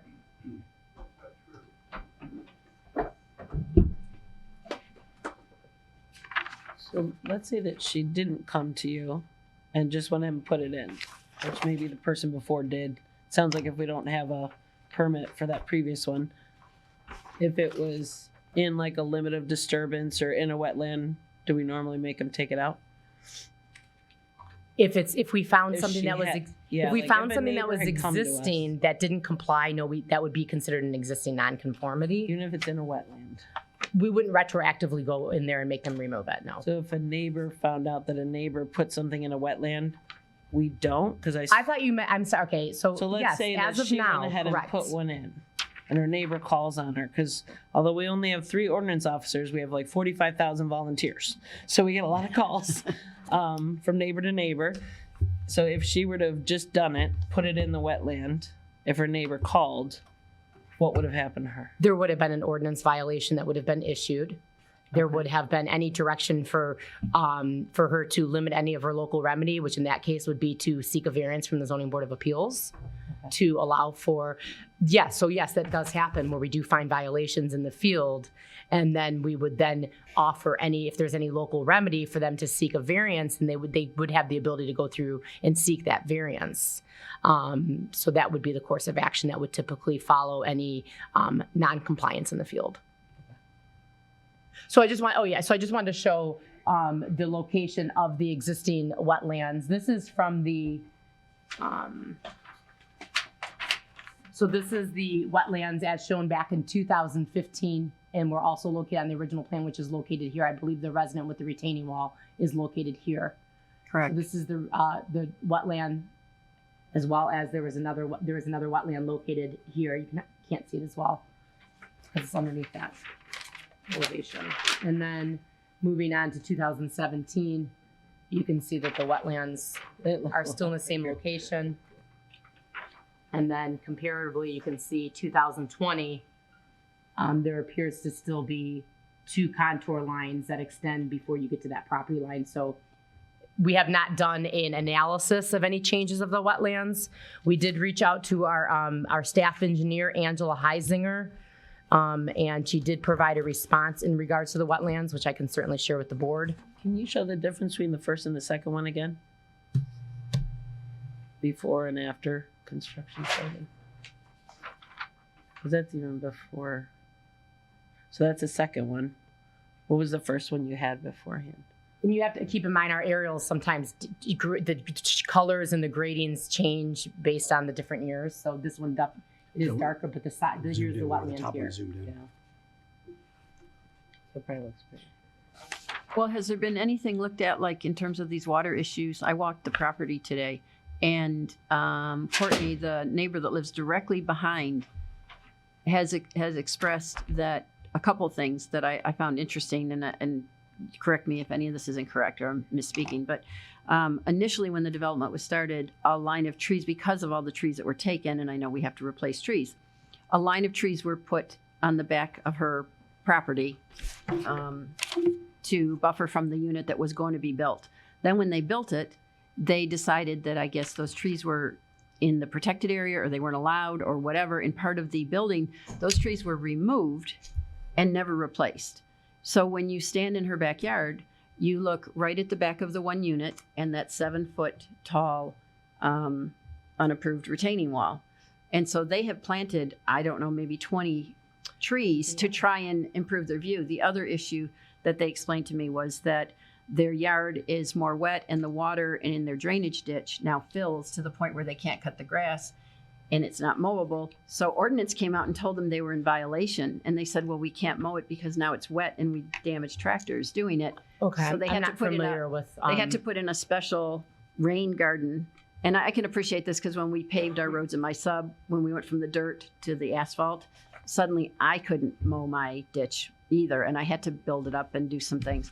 So anyways, the point is that the water issues have changed. I mean, when you come in and you disturb and you build units, where there was not anything before, water patterns can change, and they're finding a lot of water issues in their yard and draining into as far as the road, I guess, at some point. And then I guess something about that some of it, even from the complex itself, sometimes drainage goes right into Squirrel Road and creates an ice slick. Seems like maybe those are new things that we need to look at, some kind of a water study. If that's is that a determination, a consideration from the board, that certainly could be a condition. That level of review has not been performed. I just want to follow up with the email that I did receive from Angela Heisinger, our staff engineer, noting that the 2 original wetlands were included, which are B and C, which was what they were originally referred to on the site plan. Go back to that original. And it states, she just stated that During site plan review, which was the original 2017 submittal, Niswanda reviewed the site plans and commented on any impacts to the wetland and natural features. And they stated at that time, and again, this is back to the original approval in their original letter that would have been included as part of the board packet, that most of the on-site wetlands are influenced by groundwater and do not rely solely on overland flow or precipitation. And later stated this project will have minimum impact on the wetlands and natural feature resources on the property. So I'm just hearkening back to what the original approval was by our environmental consultant at that time. So that's just the historical reference. If there have been changes to drainage, if there have been any negative impacts because of the development, that is not anything that we have heard from other than the recent comment that we heard regarding the retaining wall with the resident who presented this evening. I certainly, Bob Tebow, if you'd like to come up here, he's one of our plan reviewers and is usually out in the field and doing the inspections. He can certainly speak to how we oversee for each individual site, how overall drainage is managed through our course of action through a building permit process.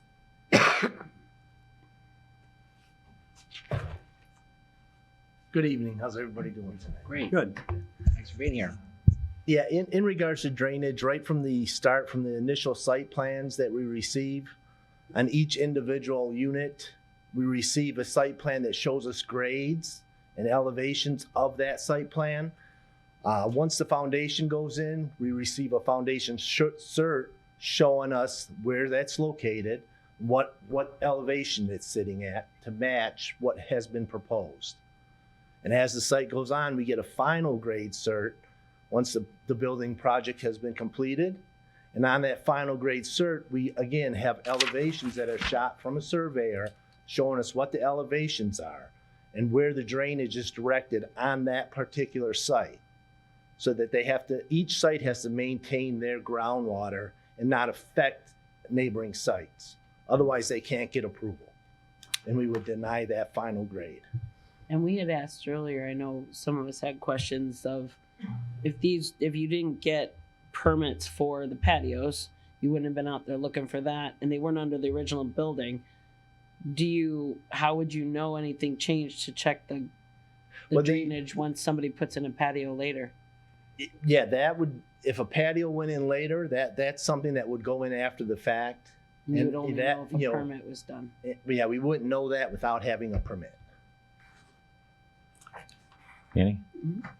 Specifically for you, when you do the final grade cert, would this include any patios or hardscapes that are done on the project? Correct. When the final grade cert is submitted to the township building department, it shows everything on that site. It shows generators, AC units, sidewalks, it shows the swales in the property, it shows trees on the property.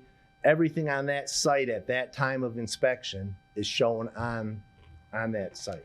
And you need all those things in order to make your final determination if they can get proof of occupancy, correct?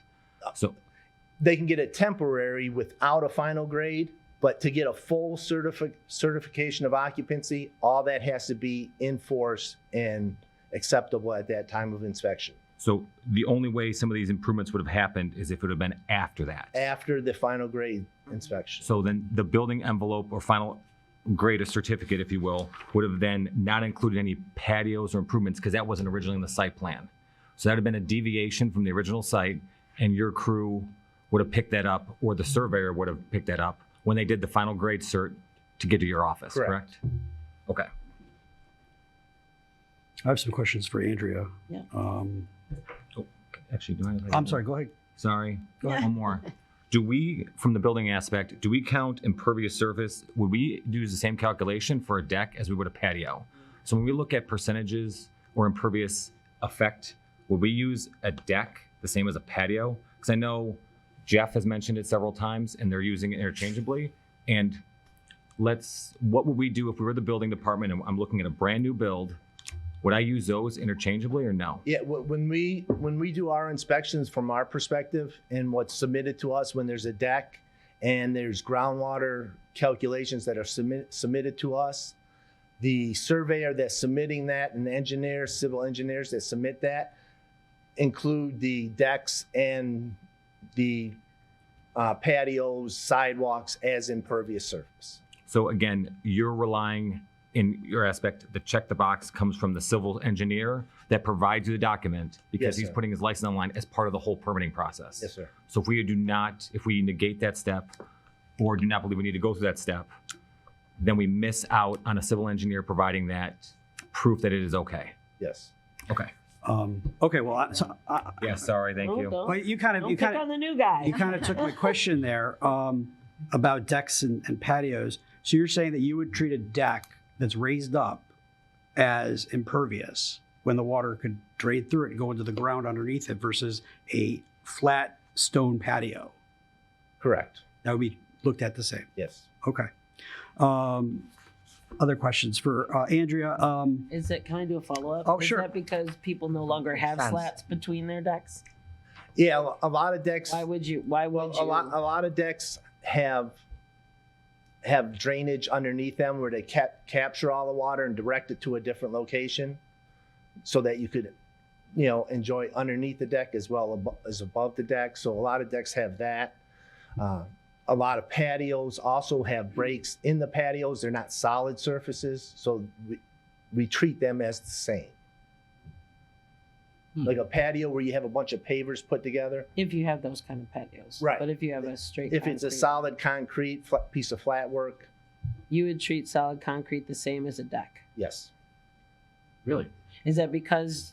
Again, I'm trying to wrap my head around it. Because is it because decks no longer do have slat separations and Well, they're now flat? some decks do have slats, but Okay. we can't go on what deck doesn't have a slat and what one does. So they're treated as all impervious surface at that point. Okay. Well, but in terms of whether the deck has space between it or not, some decks are going to have a concrete patio under them if they're high enough. I don't know in this case that would apply, but I can envision, I live in a ranch, so I can't, but I mean, I can see where the deck could be high enough where some people might even put concrete under them, but in Underneath. general, Or have a second deck underneath that. first okay, deck. well, now we're talking really tall house. But in general, if it's a single deck on a ranch, 1.5, whatever story house, underneath, you more likely are going to have grass, dirt, gravel, It could- something that would have better Could have drainage. any It's of kind of, those. I It think, could what be we're It could be a picturing. stone surface underneath. We see it all different styles.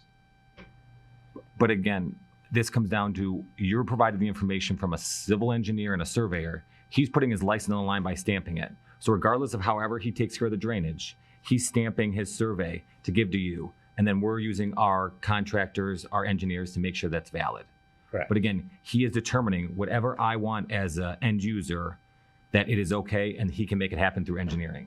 If I don't go through that process with an engineer, we do not know that impact that would have on any of those other services. Correct. Correct. Thank you. Michael. Okay. Sorry, Mike. No problem. No problem. Andrea, for the northeast part of the site, are those protected wetlands, or why were they not included in the conservation easement? There was a are they preserved wetlands? Well, You're I'm asking like why Right that corner? whole northeast corner that's all wooded, why is that not part of the conservation easement, or can that be developed? No, I know back in when the proposal was originally approved back in 2015. So Dirk is saying 2016. It went to the Dirk's giving wetland us board. the legal answer. It's on the this one. required open space, right? Correct. There's two different things. You got the conservation easement, and then you got the required open space, which is required in order to meet the density requirements under the open space. Correct. so it's not developable. Correct, because it's considered part of the open space. Would that be similar then to the one by Booth School where there's the conservation right over here, but then there's open spaces around here. Okay. Next question. What's the screening requirement for generators? Screening required from a generator. If it's located in the rear yard, we don't require screening. If it's located in a side yard or a secondary frontage, they're required to be screened with evergreen plantings to exceed the height of the unit at the time of planting.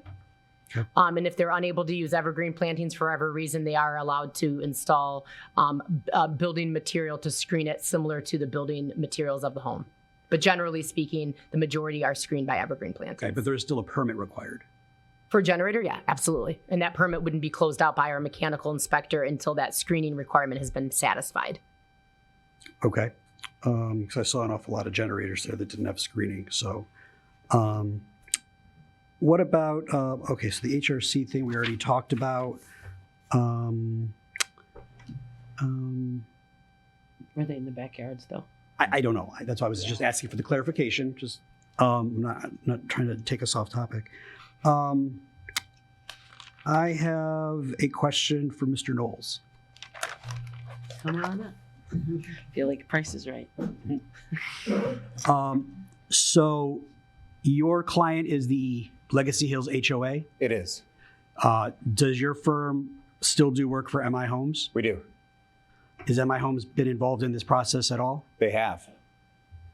Okay. One example is the signs I mentioned that they paid for that stakeout because they were obligated to put those signs in. Under the original site plan? Yeah, and I'm sorry. Did you under the original site plan that they were obligated? I'm not sure how it became their obligation. Okay. They hired us to stake where the sign locations would go so that they could pay to have those installed. We also did the original as-built for MI Homes as part of their closeout of the neighborhood. And then TH Management for the HOA, representing the HOA, hired us to do this additional work that was outside of the developer's scope because the homeowners had these issues that were not the developer's issues that they needed to help resolving. Okay. The reason I ask that is because I see an issue here that we're now in the middle of between the developers, the purchasers of their houses, the neighbors in the township. And that's why I'm asking if they were involved in this process, if they're paying for this in any way, because I see that, I'm hearing from Mr. Vestovich, right? Did I say it right? Okay. That in all the marketing materials, HOA bylaws, all that kind of stuff, it said patios were allowed. Well, it was very clear in the documents that this board approved that they were not allowed. And in 2019, which I was on that board, I was not on the board when it was originally approved in 2016, but in 2019, and I pulled up the minutes here, it said consider approval of proposed deck revisions. And the motion was to approve the proposed deck revisions. So it was pretty clear that these were decks that we were considering. And I specifically remember that night because it got a little contentious. I happened to vote in the minority on that vote. But so that's what I'm concerned because now we're thrust into this issue because the homeowners who rightly relied on that information, which turned out to be false, are now stuck in a situation where they're going to have to pay the price for it if that's how it comes out. And I'm curious what MI Homes is still doing if they're involved in this project in any way, because clearly they're culpable. Yeah, so I'm not judging whether they're culpable or not, but yes, we worked for both MI Homes and for the Homeowners Association. And I think Phil could probably answer your question better as to what MI has agreed to pay for and what they haven't agreed to pay for, because we've had surveying bills where, the HOA has said, well, should we really pay for this or should MI pay for it? And they work it out amongst themselves, where MI has come back and said, okay, we're going to pay for this and we'll do this as well. And then for the HOA issue, you deal with the HOA. So I'm kind of with you in the same spot where I don't really have a horse in this race. We were just hired to have produce empirical data based on the requests of our clients and on the reviews of the township. Yeah. Well, there may not be any horses, but we sure have a lot of their droppings to deal with tonight. And I'm going to take it a little further, and it does appear, and that's why I also voted no, that MI Homes misled everybody by putting a patio that was larger than 10 feet, which is why I was very frustrated with them and voted against them the first time, because they genuinely misrepresented themselves, not only in writing, but in the actual model home. It was very frustrating. But after that date, it does fall on the HOA, who knew in 2019 that it was 14 feet only. So then the question is, who allowed it to keep growing? Who allowed it after MI Homes left and they made the first mistakes? Everybody came here in 2019. It was loud. It was feisty. Nobody should have left there with any intention of building past 14 feet. So then, yes, you're right. It started with, I blame MI Homes 100%. They were wrong in what they did. But now my question is, why didn't anyone rein it in after 2019 of 14 feet? So that's kind of where I'm still stuck of why are we back here again? Well, Yeah. well, if anybody has that question, it's me. Yeah, because you were here originally. Because 2019, you say it was contentious. That was very calm compared to 2015. 2015, and people were rightfully frustrated on both sides. And it was a very contentious meeting. It was very contentious in 2019. I have similar concerns. My concern in reading all of this, and I actually reviewed it, I've lived through this with you, and I really don't have to read much of this. I'm very, very disappointed in MI Homes. In reading this as an attorney, I'm not going to make a judgment whether they're culpable or not, but it certainly doesn't look good for them.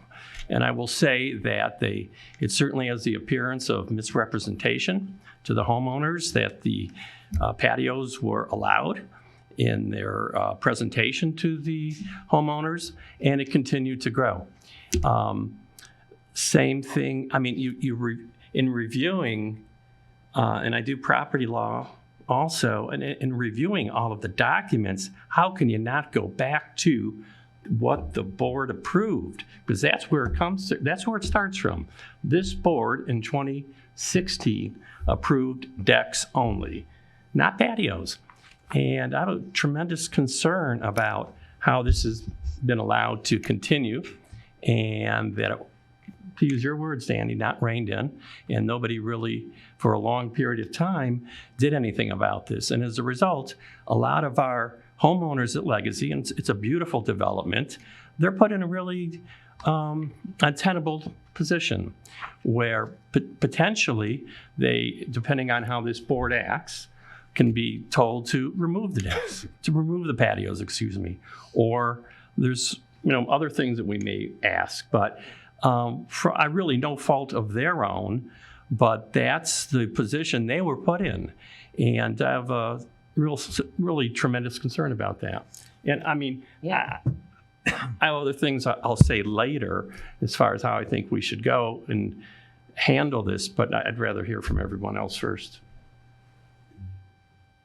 So I actually feel exactly how you feel. I echo Trustee Barnett's sentiment here. I was elected in 2020, so this is the first time that this has been before me, but it's a tough spot because things were allowed to happen after the fact when everybody was put on notice that these things should not be happening. And, depending on what we do, the homeowners may be in a situation where they're going to have them removed, and that's obviously going to be very costly. And I'm assuming they're going to want to replace it with something that is going to be allowed, which is going to be an additional cost. So I'd actually be interested in hearing what Trustee Barnett's, potential solutions are, because Do you want to hear them now? Yeah. I have a couple questions first. Yeah. So, so I'm new to this as well, but been reading and studying on it for quite a while. But and I have a couple thoughts. First off, I just want to mention, which is number one, this open space development is beautiful. I can sense for sure, no doubt, that everybody here appreciates the conservation easement and appreciates the open space development concept. Both the legacy homeowners are enjoying benefits of that.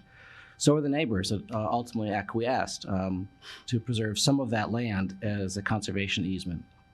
So I get the sense certainly that that's an area of agreement. Nobody here is fighting that there should be more development or we should be abandoning the conservation easement or allowing damage to properties next door based upon water.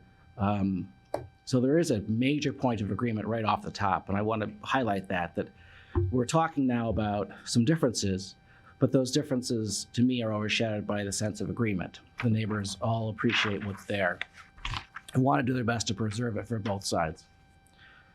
But I have a problem with when we have variations from site plans, especially ones that come back over and over again, because not only will we deal with this one tonight or some night soon, depending on what the board does, But there are other site plans that are approved, and sometimes there are violations that come up. And what we do here might be asked for us to do in other places. And if we have an approval, then people should follow that approval, unless there's some good reason to make a variation. So that's the point of my question. I wasn't here in 15, 17, 19, or 2020. And the contentions points to me here appear to be two things. One, decks or patios instead of decks. And two, size of the patios and the decks. The site plan has a lot of factors on it, a lot. The patios or decks is one factor. Size of them is another factor.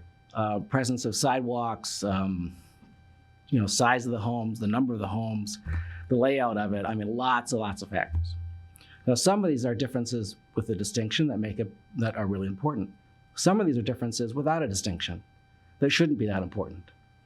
And I'm trying to figure out in my mind, which one is this? Are these decks versus patios a difference that's an important distinction or not? So the question I have is, and I haven't really seen this covered, or nor do I understand it very well, but and maybe a variety of folks will want to respond to this. By the time the original site plans were approved, were the decks discussed versus patios, and were patios specifically rejected? I'm curious to know. So can we answer that? I mean, Andrea, do you have something on that one? None of the homeowners participated in any of that. Right, that's what I mean. I think The Andrea would have been discussion was only- specific to decks only at that time. There was never a specific denial of it. And that's my recollection also. Patios were never discussed at the initial presentation of the site plan. So the absence of patios wasn't a factor that was used to approve it because someone made an agreement that there'll never be a patio. Right? I mean, there was a site plan that said decks, but conversely, there wasn't an agreement that said no patios ever would be built. Because sometimes we do that, and we say, well, we're going to do this, but you can't do that. Okay, Mr. X, can you speak from the microphone, please?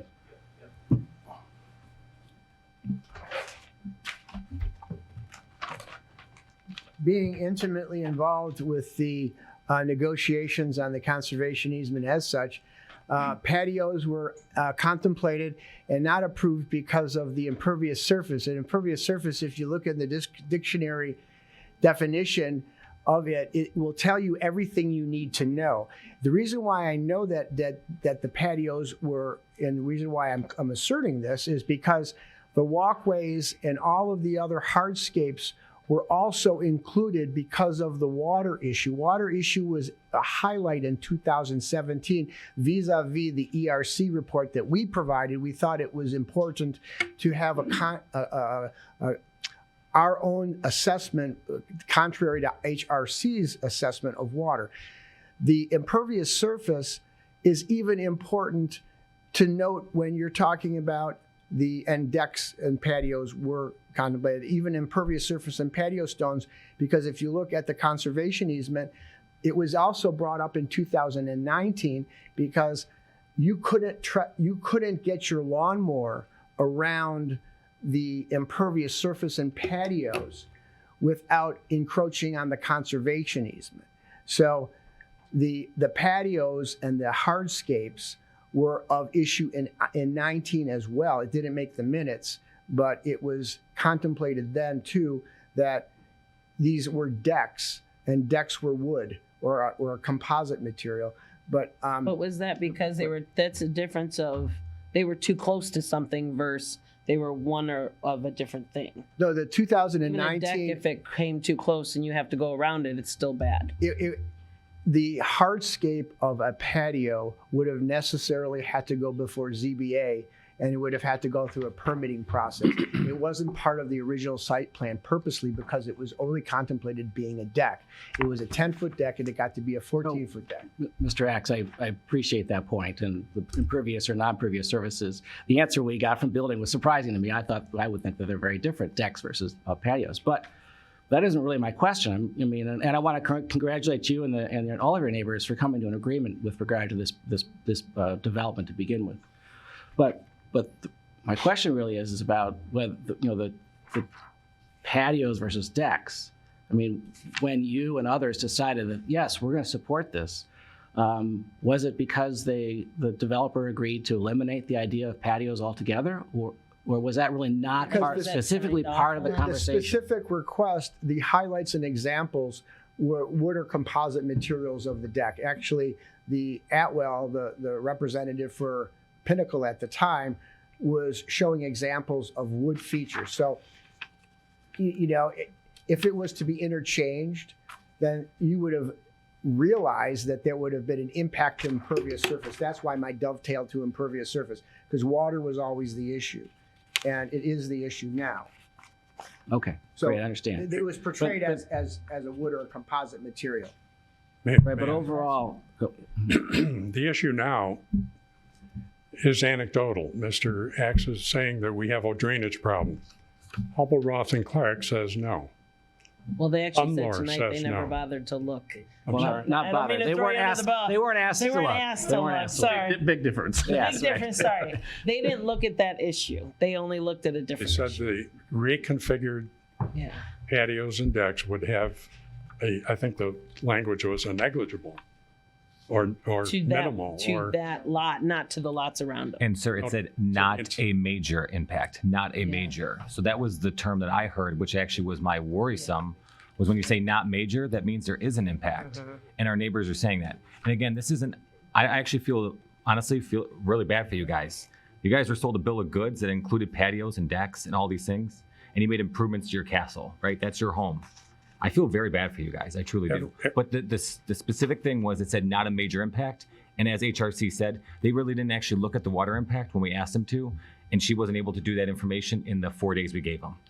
Well, and I think it's also interesting that whether it was Pinnacle or MI Homes, but when they put this development together, this was not a routine development. This was not easily approved. This was a lawsuit. This was the DNR. This was neighbors by the hundred showing up in objection to this. And when it got approved, the way it got approved was very, very specific, because I think we all agree, we all care about the nature and the disruption. I guess I could see possibly that a patio would cause more earth moving, more disruption than putting in a deck. I'm not sure what the agreement was because I was not on the board until 2020. But I think this goes back to a little bit what Dani was saying is the builder put the first unit and put a patio in, and yet never talked about patios or got approval for patios. But when it was very specifically decks, and then in 2019, when it was reopened and asked for bigger decks, and the board at that time chose to grant it, even though that was a very, very strict procedure. But then we have 8 people that went ahead and built patios. And so is this the developer's fault? Or is this the HOA that, where was the communication to these people that innocently bought their properties? We're told, 1, they didn't need permits, which isn't true. And 2, the patios were okay. They weren't told that they need a permit, which they would have found out that they're not allowed, which the one person who did it. But it took 8 people out of 17 making patios before one said, I'll check about a permit. Why was the HOA not questioning or picking up on that something maybe wasn't correct here until we were this far down the path? It's just a very, very unfortunate now, because now we're in a very awkward position. To be clear, the HOA did not approve any patio after learning of this issue. Please. Well, right, our but bona the fides builder gave you the plan. The neighbors just put them in? The 16-footers? And nobody talked about it? They just put them in? No, some neighbors hired MI Homes to build them, and they did. And others hired their own contractor who put them in. And the homeowners did that on their own after approval by the HOA. But all of that was not after this issue arose. It was all before.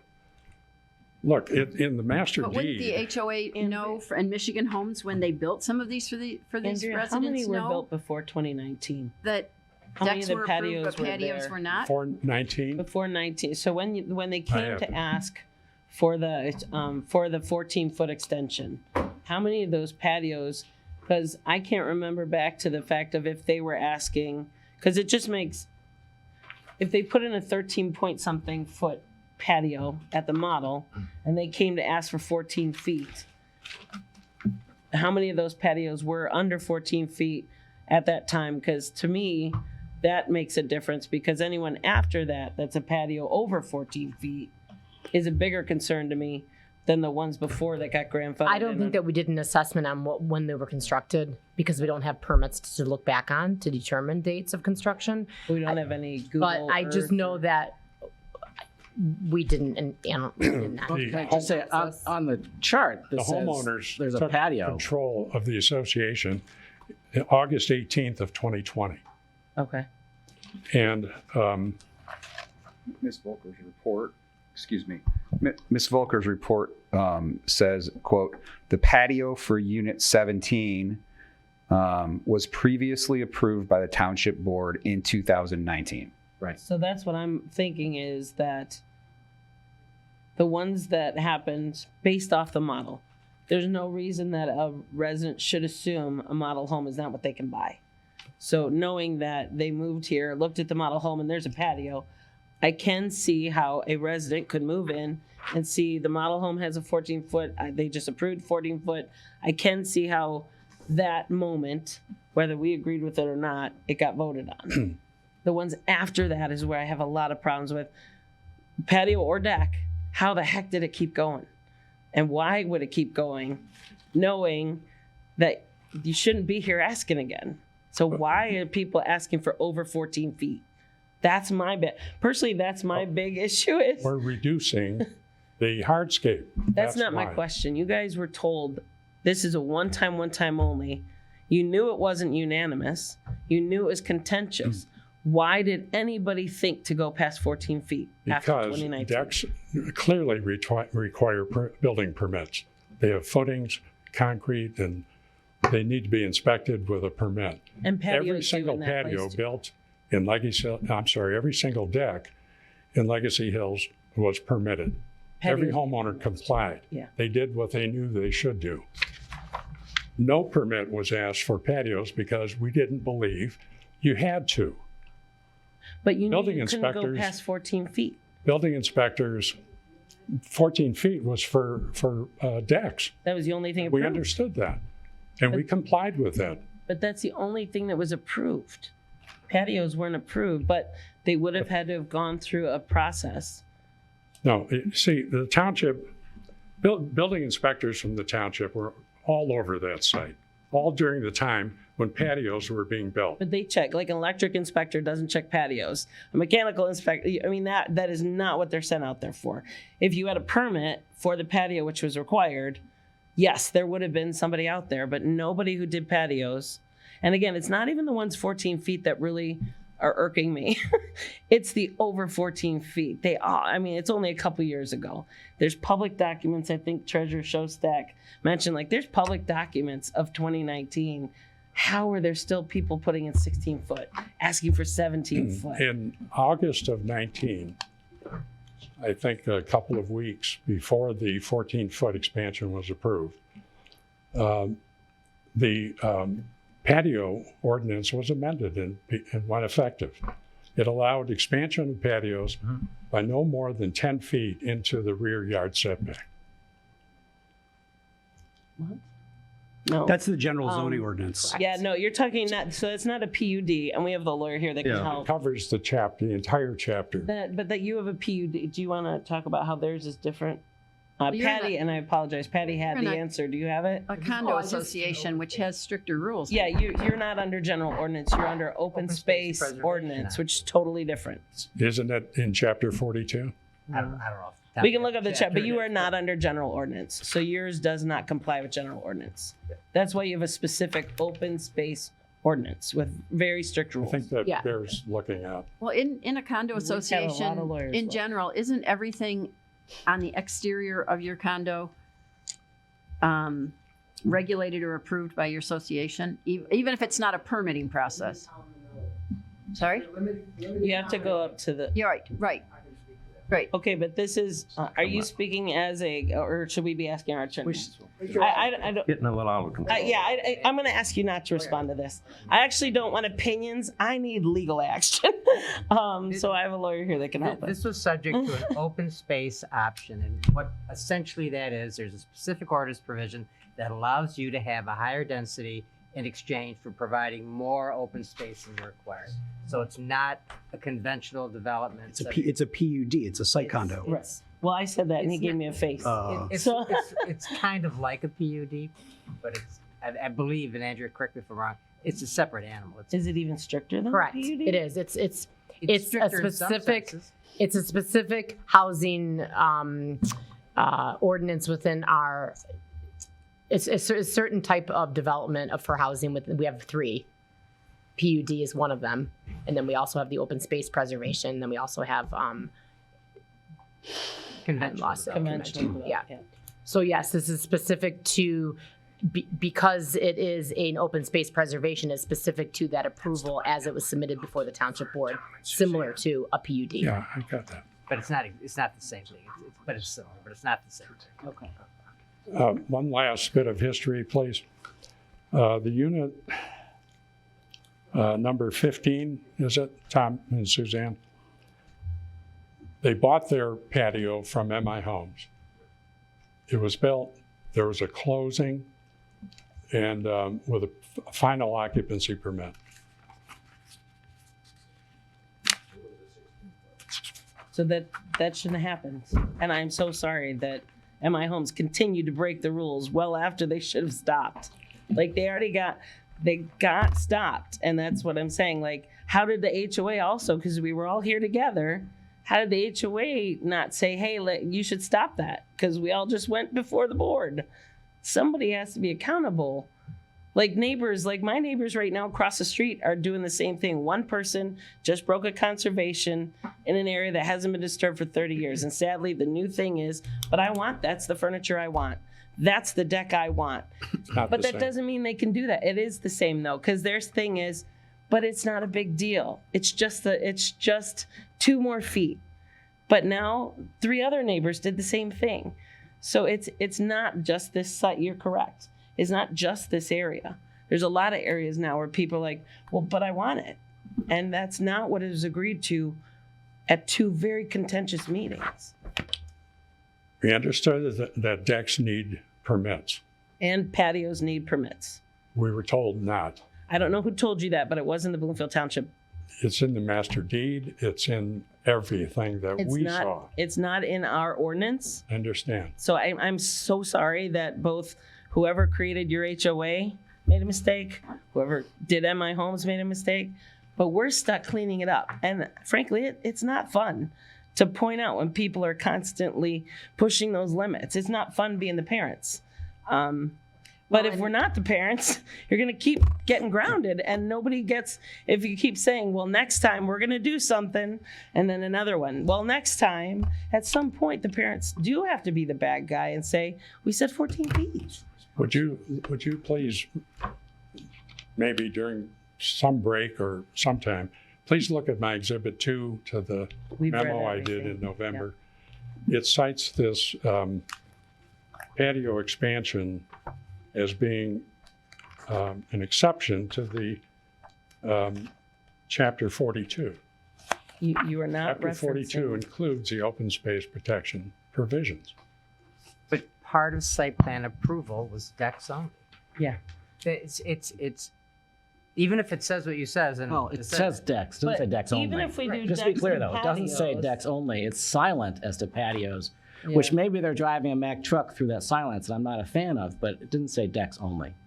But I think you can imply the fact that it was so contentious and everything was so detailed. That's like that's if you what approve happened. something and you approve it for cars only, and somebody has a boat, you didn't approve it for both. But this boats. board you did. approved it for decks. But this board did see the model home had a patio. It did. That's what I'm saying. I still have to understand that it is not fair what MI Homes did. Right. 2019 they approved the But in patio too. 2019 they approved that model home, and it wasn't a deck.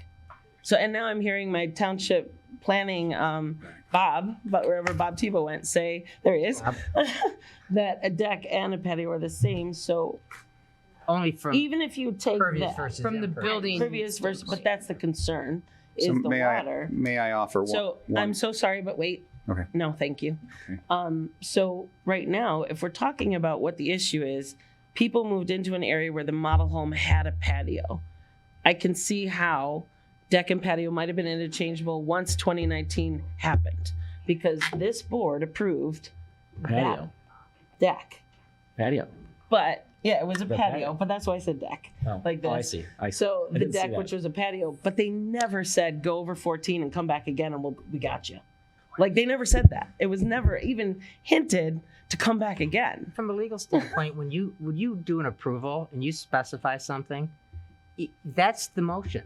It's not that there could be 500 other things that you could have prohibited. You allowed one thing, and that you allowed decks. So you didn't have to say, well, Period. patios aren't allowed, and Right. Florida room's not allowed, and this isn't allowed. You approved decks. Definitely. I definitely understand that. But that was a sort of, you're the lawyer, and I completely agree. And I got a bunch of lawyers up here. I just want to, Surrounded you know, by but at the lawyers. same time, that was sort of the point of my prior questions is, you know, if it was the absence of, was there an agreement not to have patios, and was that somehow a difference that made a real distinction in this agreement? Right, and they didn't force the model home to rip out the patio. No. That's where I'm like, even though I didn't agree with it, I lost. It's a game of majority rules. I lost. Michael and I lost that night, and the board approved that model home, which was a 14-foot patio. That's why I can see how 13.4. But at that 13 meeting, point- did they talk about how other patios would be okay, or that one was No. made an exception because it was already built? That I don't remember. So Do you remember? what I wanted. It wasn't a discussion. This is a board discussion. We'll let you know if we have a question. It was not a discussion point about the patios. Okay. Yeah. But And to agree with you, Dirk, absolutely. Doesn't matter how contentious it was. The fact that was the motion. That's what we agreed to. We don't have to talk about everything else that could be included or could be considered. That was it. Hard stop. It's done.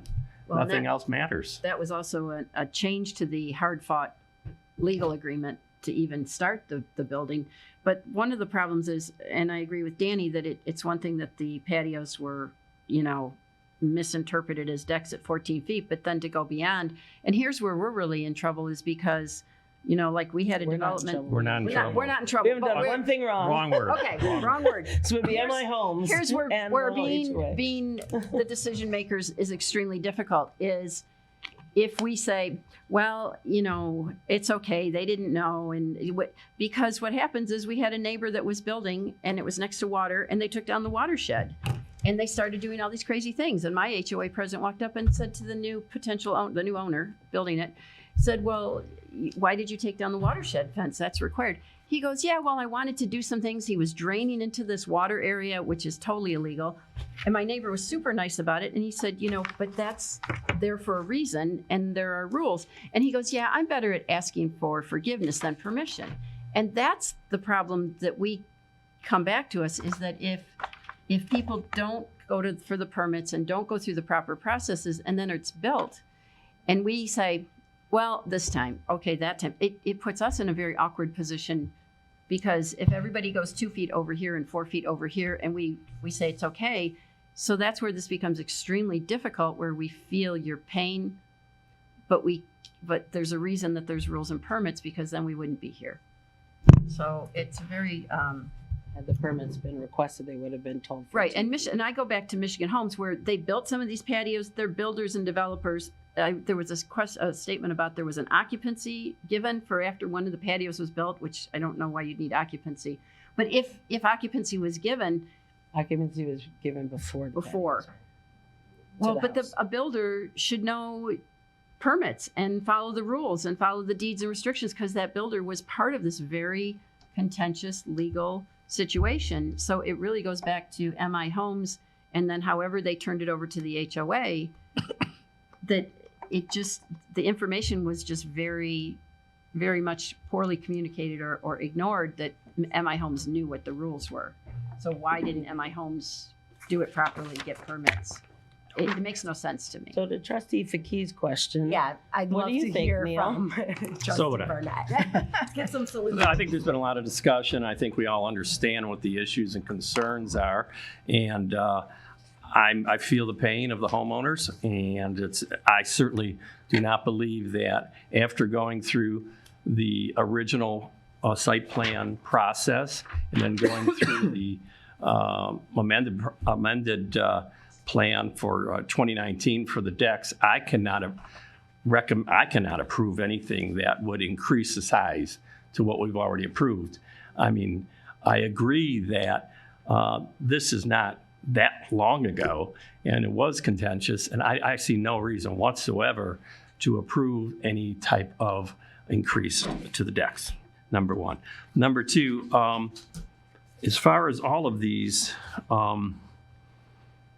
And by the way, you could add another suggestion. I have one. Patty, I was going to say, Patty was just trying to let you know. No. They don't have. I don't agree with any. I don't agree with any of them. Okay. So in fact, my motion, if I'm going to make a motion, is first of all, as I said, not approve what has been requested.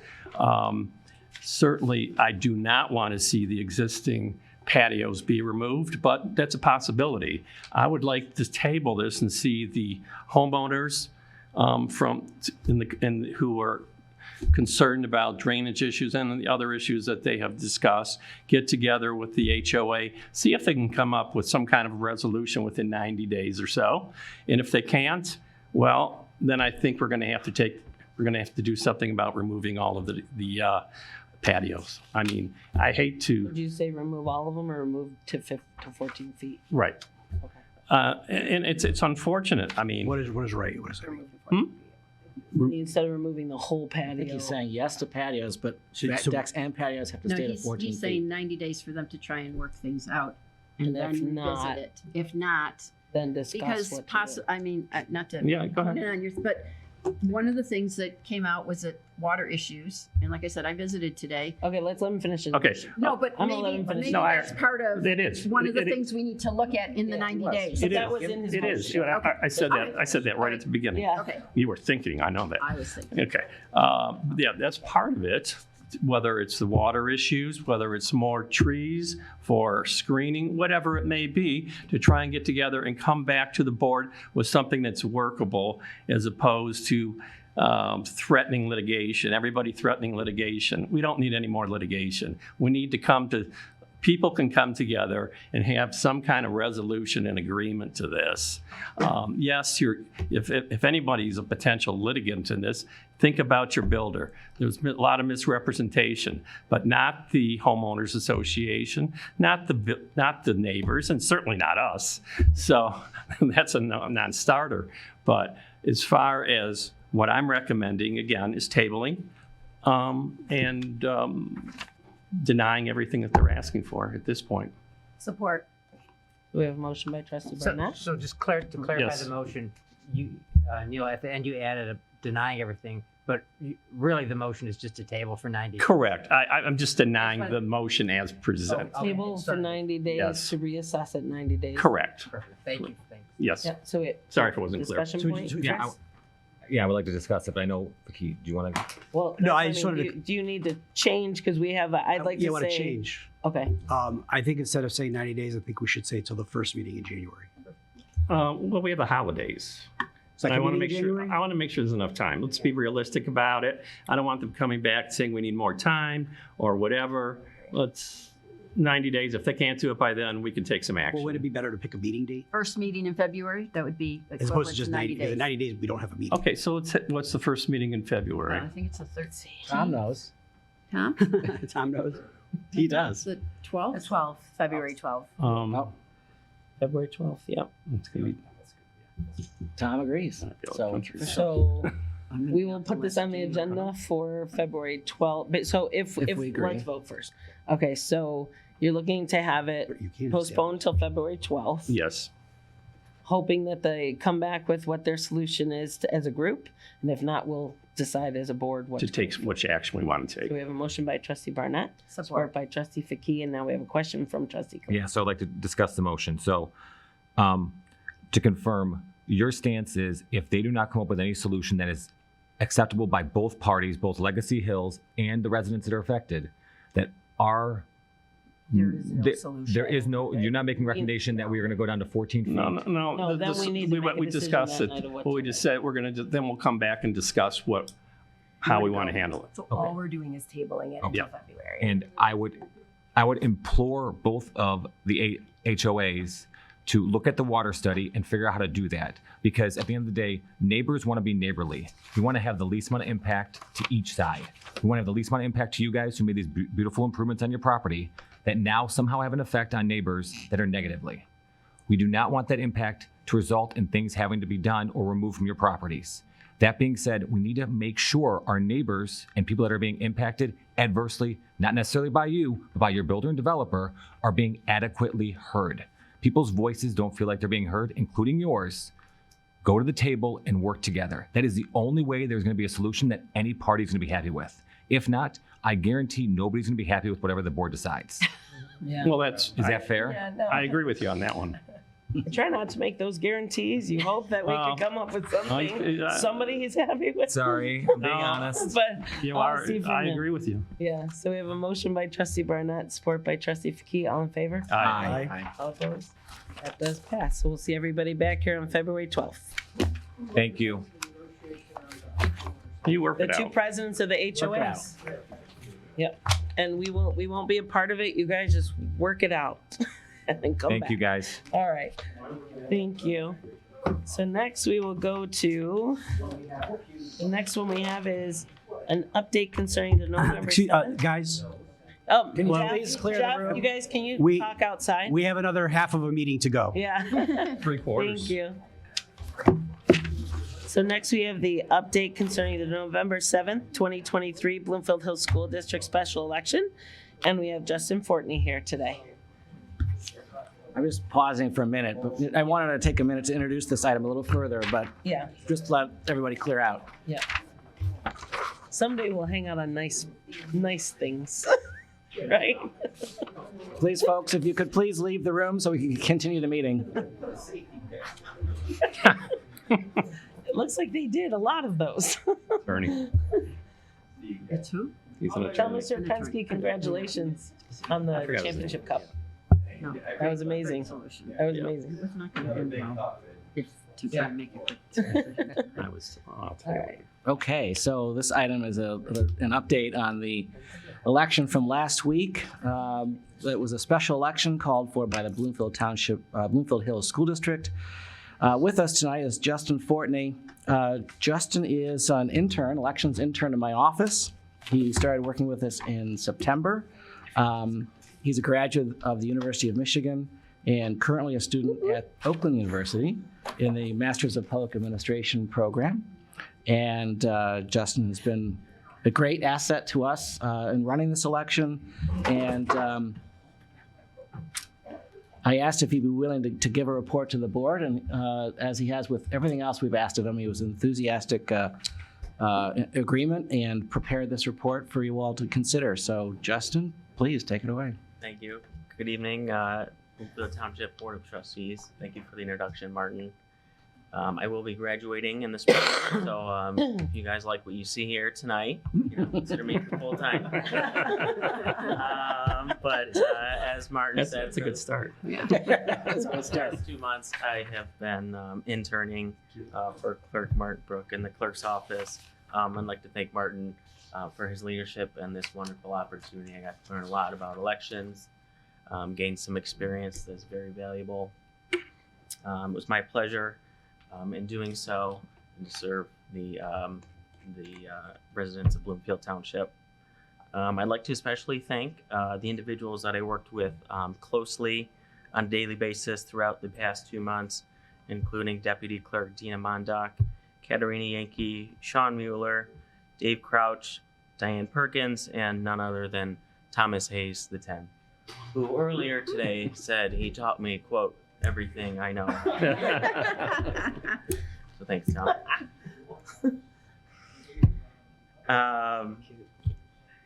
I stand before you tonight to give an update on the results and the data of last week's special election.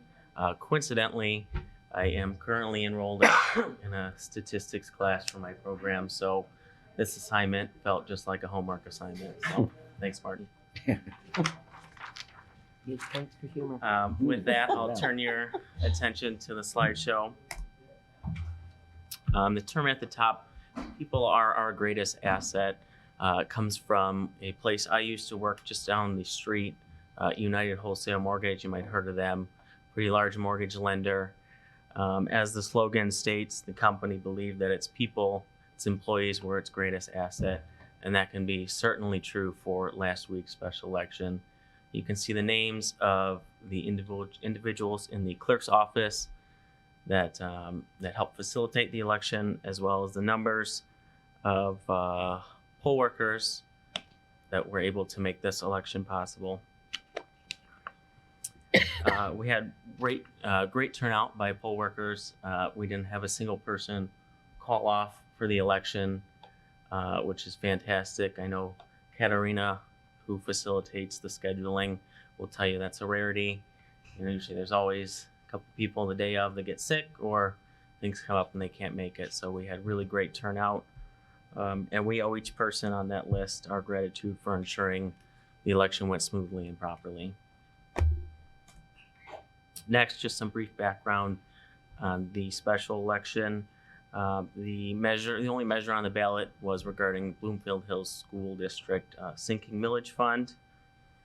5 jurisdictions participated in this election: Bloomfield Township, West Bloomfield, Troy, Bloomfield Hills, and Orchard Lake. The precincts that participated are on the slides. We had 11 of our 18 precincts participate.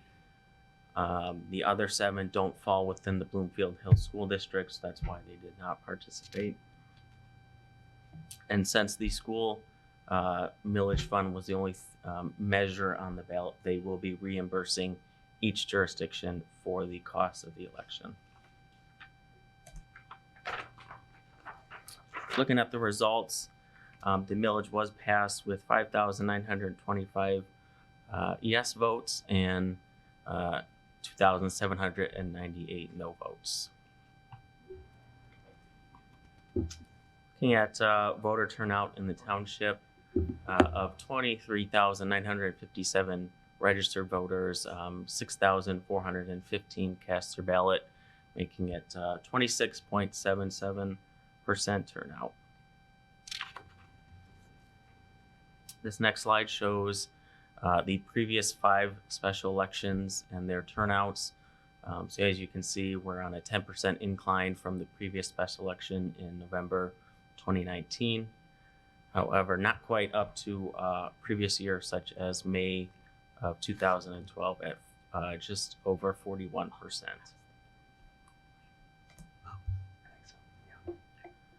So we had a number of different ways that voters could cast their ballots. Absentee ballots accounted for a majority of the ballots cast at 81%.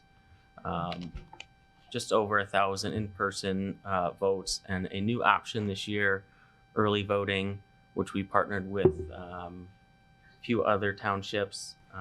Birmingham and Southfield Township. We partnered with them as well as Oakland County to facilitate the early voting, which you had, Trustee Christopher had mentioned that you went to the library and early voted. Residents could have voted at the Bloomfield Township Library, or there's a central site in Waterford, I believe, right by the Oakland County campus.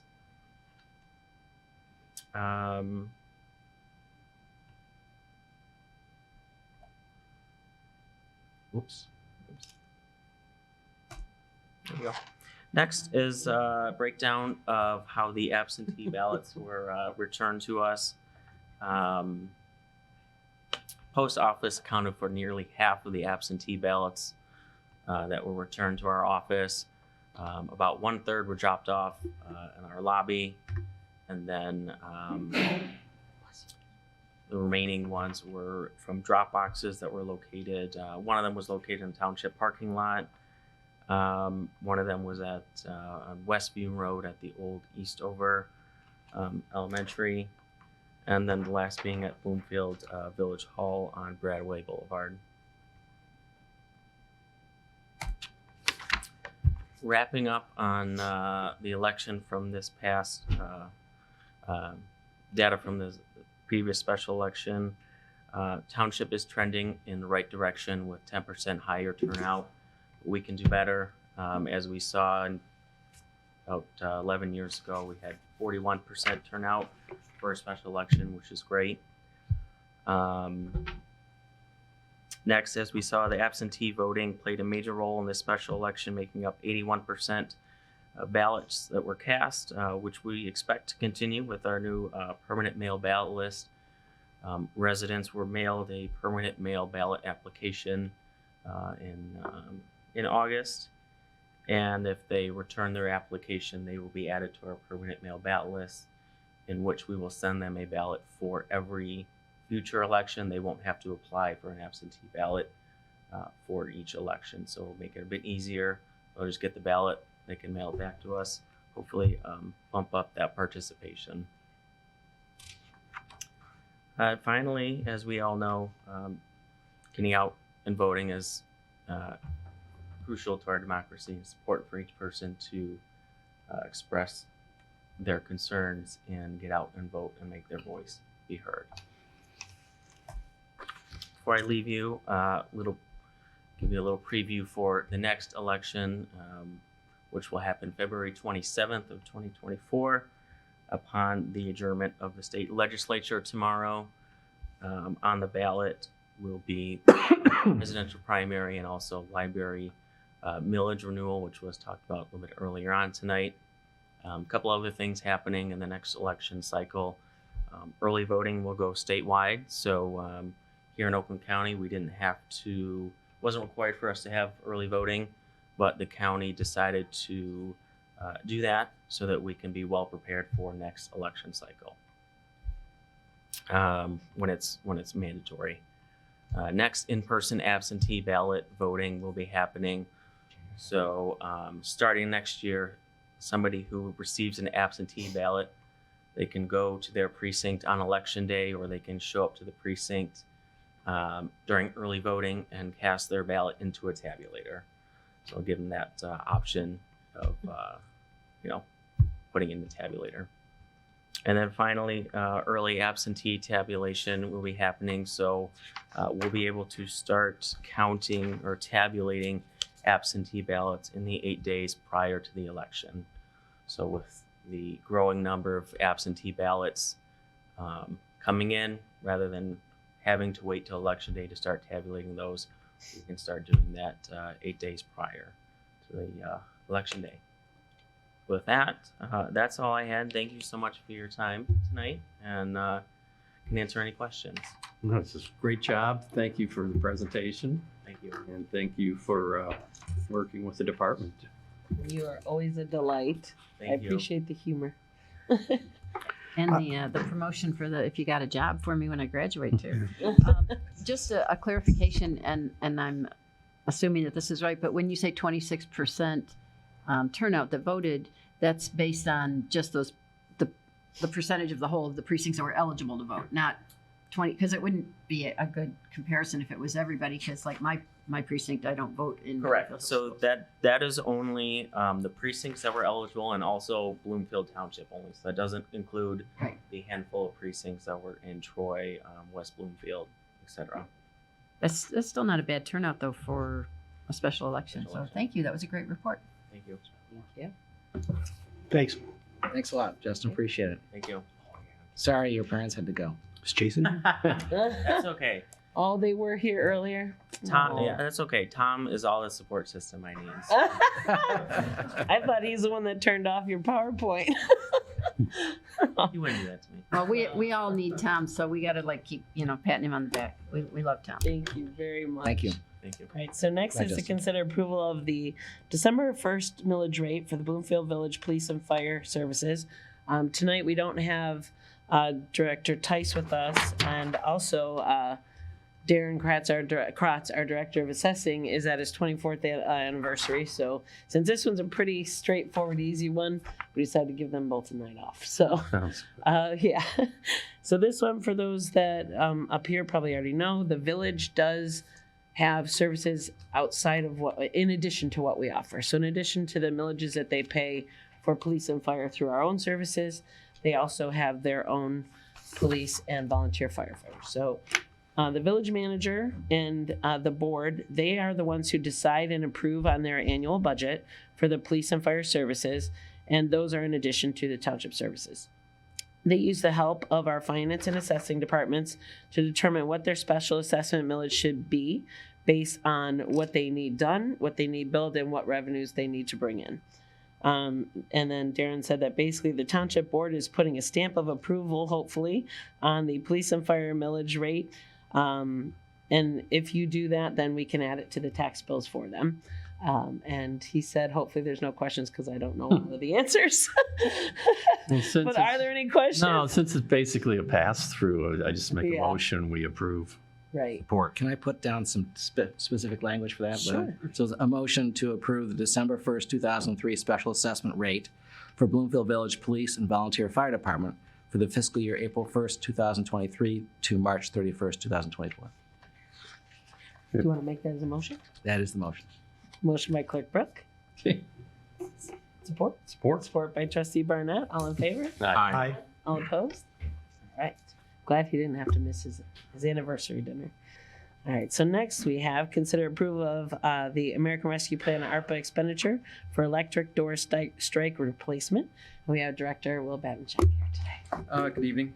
Before we get started, I'm going to just remind Tom that IT does get involved with the election. So as you're teaching Justin everything he knows, we can add that to it. Little sass. They all sit outside our office. We have a good rapport. Yeah. So as part of our preliminary budget for ARPA, one of the projects was to replace the door strikes around the township. Forward here. So our door strikes were pretty much installed between during the campus build project from 2008 to 2011. So most of our locks are at least 12 to 13 years old. Typical lock warranty is around 5 years, so we're well past that. We begin increasing lock failures. We've actually have some that currently are impacting our township security. So we have, for example, we take a lock from a kitchen to move it to a jail door access. Because the locks are old enough now where we can't get replacements for them. So we're kind of stuck pulling from different areas. We have about 4 or 5 of those at this point. They are starting to impact township events. We did have a lock fail during election, so we just couldn't. There was not an opportunity to fix that. And because we have so many different locks now, it's just hard. Now, by the way, I can mention, the lock failure didn't allow access. It prevented it. Yeah, so it wasn't a security issue. The AV board. So we put it out to bid in the beginning of September, put that an RFP for 30 days. We did get 3 results to that bid. So our 3 results were from the Flying Locksmith, JMC Electric, and Allied Construction. Flying Locksmith was their references include Bloomfield Township Library, City of Bloomfield Hills. JMC Electric actually is a vendor that we use quite often through the township. They actually have current projects that we're doing as well related to locks and cars and things like that. Allied Construction was new. Unfortunately, the references include security and lock projects. We are actually making the recommendation that we use the Flying Locksmith, and the project be awarded $47,390 paid out of the ARPA funds. Just a reminder, I skipped past it, but our preliminary actually budget was $100,000, so that RFP was able to come in quite a bit less than that. And was this underneath the umbrella of the campus security? Correct. Continuity? Okay. Yep. And this actually will place 90 locks throughout the township. There's a few mag locks and push bars that are not part of this. Anyone have any questions? And how long are these warranted for? 5 years. Nice. Sounds like from your detailed report that this is really essential that we get this taken care of, so. It's become a bigger problem over the last couple of years. So we're just getting more and within more the budget, we could afford something else with the rest of the budget, so that's awesome. Yep. So with that, I'd look for a motion. I'll make a motion that we approve the flying locksmiths to replace the locks at a price of $47,390. Motion by Trustee Murray. Support. Support by Trustee Kalinsky. All in favor? Aye. All opposed? That does pass. Thank you. And it's actually because of Will's diligence on his bidding that I can come to you with the next one. They may not all be under. Well, so far everyone has been. Discuss and consider spending ARPA funds to update our strategic plan and compensation study. So this one is coming before you today. One of them we had put into a budget, which we knew wouldn't necessarily be enough time to pull off putting out an RFP, vetting it, and getting the whole thing done, but we knew it was something important, so we wanted to make sure we could at least start it.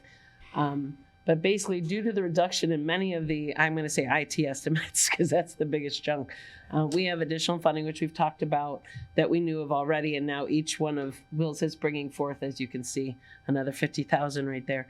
For example, though, the biggest one is, originally we had thought that it would be about $600,000 for the phone system, and that's in at $151,000. Some of the ARPA-worthy projects we budgeted or postponed completely. There wasn't even a compensation study suggested yet. The problem with that is it restricted the time. So that RFP would have gone out with very little, if any, community input whatsoever on a strategic plan, which isn't a great option. So as we started seeing that things were coming in lower, we opted not to put out the RFP for the strategic plan. And if we didn't have money available, we'd put it in next year's budget, but plan ahead. And if not, by putting that to ARPA, that would give us more time to actually do the process, because ARPA doesn't have a March 31st cutoff date like our budget does. So basically, updating the strategic plan as well as the compensation study. There are individual projects that don't have recurring annual operating costs, and those were some of the original ARPA requirements. I know we had enough IT items that we had postponed that we needed to do, that we were considering the infrastructure as a one-time only, but this won't have the recurring annual costs of some of the others. We'll go to the next one. So with the township strategic plan, it expired in 2014. This is something that not only helps guide you as a community, but helps you knock out. When we looked at ARPA, we had over $50 million worth of projects. And when you look at that big nugget, what do you go for first? And something like a strategic plan would have had us already thinking far in advance of, we have all this that needs to be done. What should we do each year? What's our vision of the community? So having this strategic plan updated, because it's been almost 10 years now, would be able to get us on a more forward thinking, what will the township be in the future? The ARPA funding will allow us to create a more extensive plan, because one of the big things is we've seen that some of the other communities felt they didn't have enough time. They couldn't get enough community involvement. I know when we tried our water and sewer involvement, we tried very hard to get community involvement, and it's not a quick process. So it also allowed us to do that outreach, because this one, although we wouldn't want it to go all the way to 2026, instead of March 31st, we would be able to at least do throughout next year of doing some. We'd put it out to bid as soon as possible, bring it back to let you know what people had bid, and then if you approve it, we would start it right away and go through 24. The best thing about having an assistant who's a previous detective, she's a previous police detective, she does love looking into things. So Sue, she called approximately 50 different communities or contacted 50 different communities. Unfortunately, a lot don't have strategic plans, which is a surprise. Some just choose not to do it, and some have expired ones like us. Some of the ones that she did find, as you'll see, they range anywhere from as low as $14,000 all the way up to about $50,000, or sorry, the 84. City of Birmingham did say that they picked the lowest. It's a name I'm not gonna, it's somebody I wouldn't have chose, just based on this person is more known for leadership training than strategic planning. So it wasn't robust and it wasn't quite what they were looking for. So they did suggest that they would have gone for more of the middle. The library had, more the normal range of 20 to 48, 20. You'll see like that kind of the gist of 20 to 49. Some of the larger areas like City of Rochester, they needed a little bit more done, as well as Canton. So theirs was more towards that 50 end. But we're assuming that based on what we've seen from others, it will range anywhere from about $25,000 to $50,000 for a strategic plan that involves a robust community involvement. You'll see right now, like for example, with City of Birmingham, they're still trying to reach out saying, please come on out, because somebody might have a great idea, but if they don't have the experience, they can't get you the responses you need. The next one that I'd like to talk about would be the compensation study. So knowing that in a couple years, first of all, the previous compensation study was completed in 2020, shortly after our contract negotiations were already completed. So it didn't help either side to look at facts after you're negotiating. But even more importantly, the COVID-19 pandemic affected both full-time and part-time nationwide in every single industry. Not just in the types of wages, but also the types of benefits that people are looking for. So if we're going to be going out to negotiations with 6-year-old data, we're not only going to have incorrect data, but we won't know what our neighbors are offering the newest ideas. And this came from a compensation study questions that I was out to some of the unions, and they came up with ideas that we hadn't thought of, that they'd heard of in other communities recently offering. So the other difference too is we only normally focus on the full-time, but we do have a lot of part-time positions, and I don't mean our seasonal. I'm separating seasonal out. For example, there are part-time in Treasury, where 2 people are there as part of our team every week, up to about 20 hours each. One's 20, one's 30. One's 20, one's 30. She needs to come down. It can't be that high. We need to adjust that one. They can't be that high. So typically it's under 25 hours a week. And we do have in every department, typically, these are part of our team. So although they might be part-time, they're part of our team. Specifically, part-time wages have changed significantly since 2019, as you can see based on just when you see looking at the different industries. So in addition to full-time, I would hope that we could look at full-time and part-time. But having information on this will help not just negotiations, but recruiting and retaining. If we actually know what's going on around us and learn some new things, like some of the things that some of our own unions have mentioned as well as others, they may not have been something that ever would have been thought of before 2020, but something that we maybe should be thinking of now in the future. So the goal is just, we always want amazing services for our residents, and we always want our employees taken care of with competitive wages and benefits.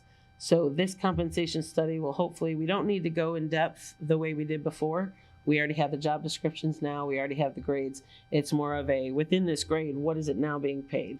Within this grade, what benefits are they now offered? So it won't be as expensive or robust as the old one, because we're starting from scratch. So you can go to the next one.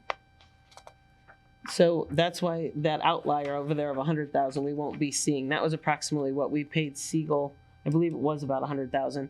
So that's somebody, for example, who's looking for, create your mission statement, create like we did, create job descriptions, create all of this. We're not looking for that. We're going to be looking for more of the middle of the range, just updated. There are also a lot of people that don't do full-on compensation studies. What they do is just kind of, for example, I get questions from communities probably at least 2-3 times a week of, what do you pay for this? What do you pay for this? So there aren't often official ones, but that's because they're looking for specific items. We're looking for an actual full-on negotiation. So the only 4 we could get anything on was Brandon Township. Actually, these are the 2 that actually did hire. They only gave the ones that they did hire was 17,000. City of Rochester was 14,000. SEMCOG did get a range of 27 to 56. Siegel was 56, and again, they were looking for less than what Siegel had offered before. There were a lot more companies than I ever thought, because we did get the names of how many people are out there. And, originally I was told there was only 1 or 2 companies. There's at least 8 or 9. So in addition to these RFPs going out on the normal posting, Sue will be sending to everybody who responded to any of these other communities, she would be actually sending out to them saying, we'd like you to apply. And the next one.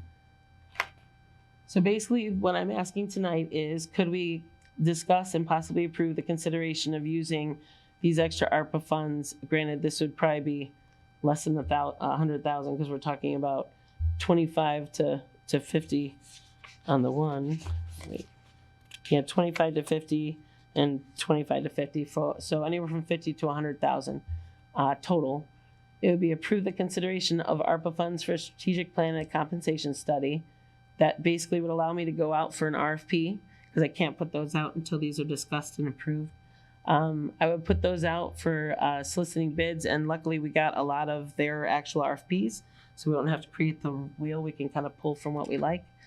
Put those out, and once they're closed, I would come back to you with the proposals, show you what's out there, and see if it's still something you would want to spend this money on. But so now I'm not asking you to spend the money, I'm asking you to allow me to even go out to RFP to consider these. Well, I think timing's good. Timing's good for both, especially since you're not asking for the money yet. Right. Although, I don't have the facts yet of what they wanted. Well, because of Will, we have most of the money available anyway. So, Will, you're doing these bids. But certainly the strategic plan, you've heard it as much as we have for the past few years. A lot of the residents are certainly looking for that, and it's rightly so. And as far as the compensation study, it's certainly very important before we get into negotiations, and the timing's excellent on both. So I would just recommend that we approve and just make a motion to allow you to move forward with what you want to do on your recommendations for. You want me to read it? Well, and one thing too to add, whenever we go out for RFP, like Martin had us, I'll be having all three elected look at it, tweak it, make sure it's got what we and want. just to add, I think Neil is definitely right. I agree with everything he said, but to use the ARPA funds at this particular time, one, because of Will's, because of Will's, and because the ARPA funds like these not continuing things, these one-time expenses, and these are improvements towards our future. It seems like the right project, the right situation for ARPA funds. And it has to be something that's allotted by the end of 24 and must be completed by 26. So even though there's other projects out there, we couldn't put them on because they would take too long. So well, and this fit the ARPA because it's not going to be a continuing expense. You can just make a motion to approve items 1, 2, and 3. Okay. That's fine. Make a motion to approve items 1, 2, and 3 as presented. Support. Okay, so Trustee Barnett is the motion. Support. Support by Trustee Kalinsky. All in favor? Aye. Aye. All opposed? Thank you, Dirk. Great, I'll come back. And Val, I thought you were done. I'm sorry. All right. So next we have approved payroll and vouchers for November 13th. We've all had a chance to look those over. Unless there's any changes, I'd look for a motion. So moved. Motion by Trustee Murray. Support. Support by Trustee Kalinsky. All in favor? Aye. Aye. All opposed? And the last one is motion to adjourn. I move we adjourn. Motion by Clerk Rook. Support. Support by Trustee Murray. All in favor? Aye. Aye. Great. See you in a couple weeks.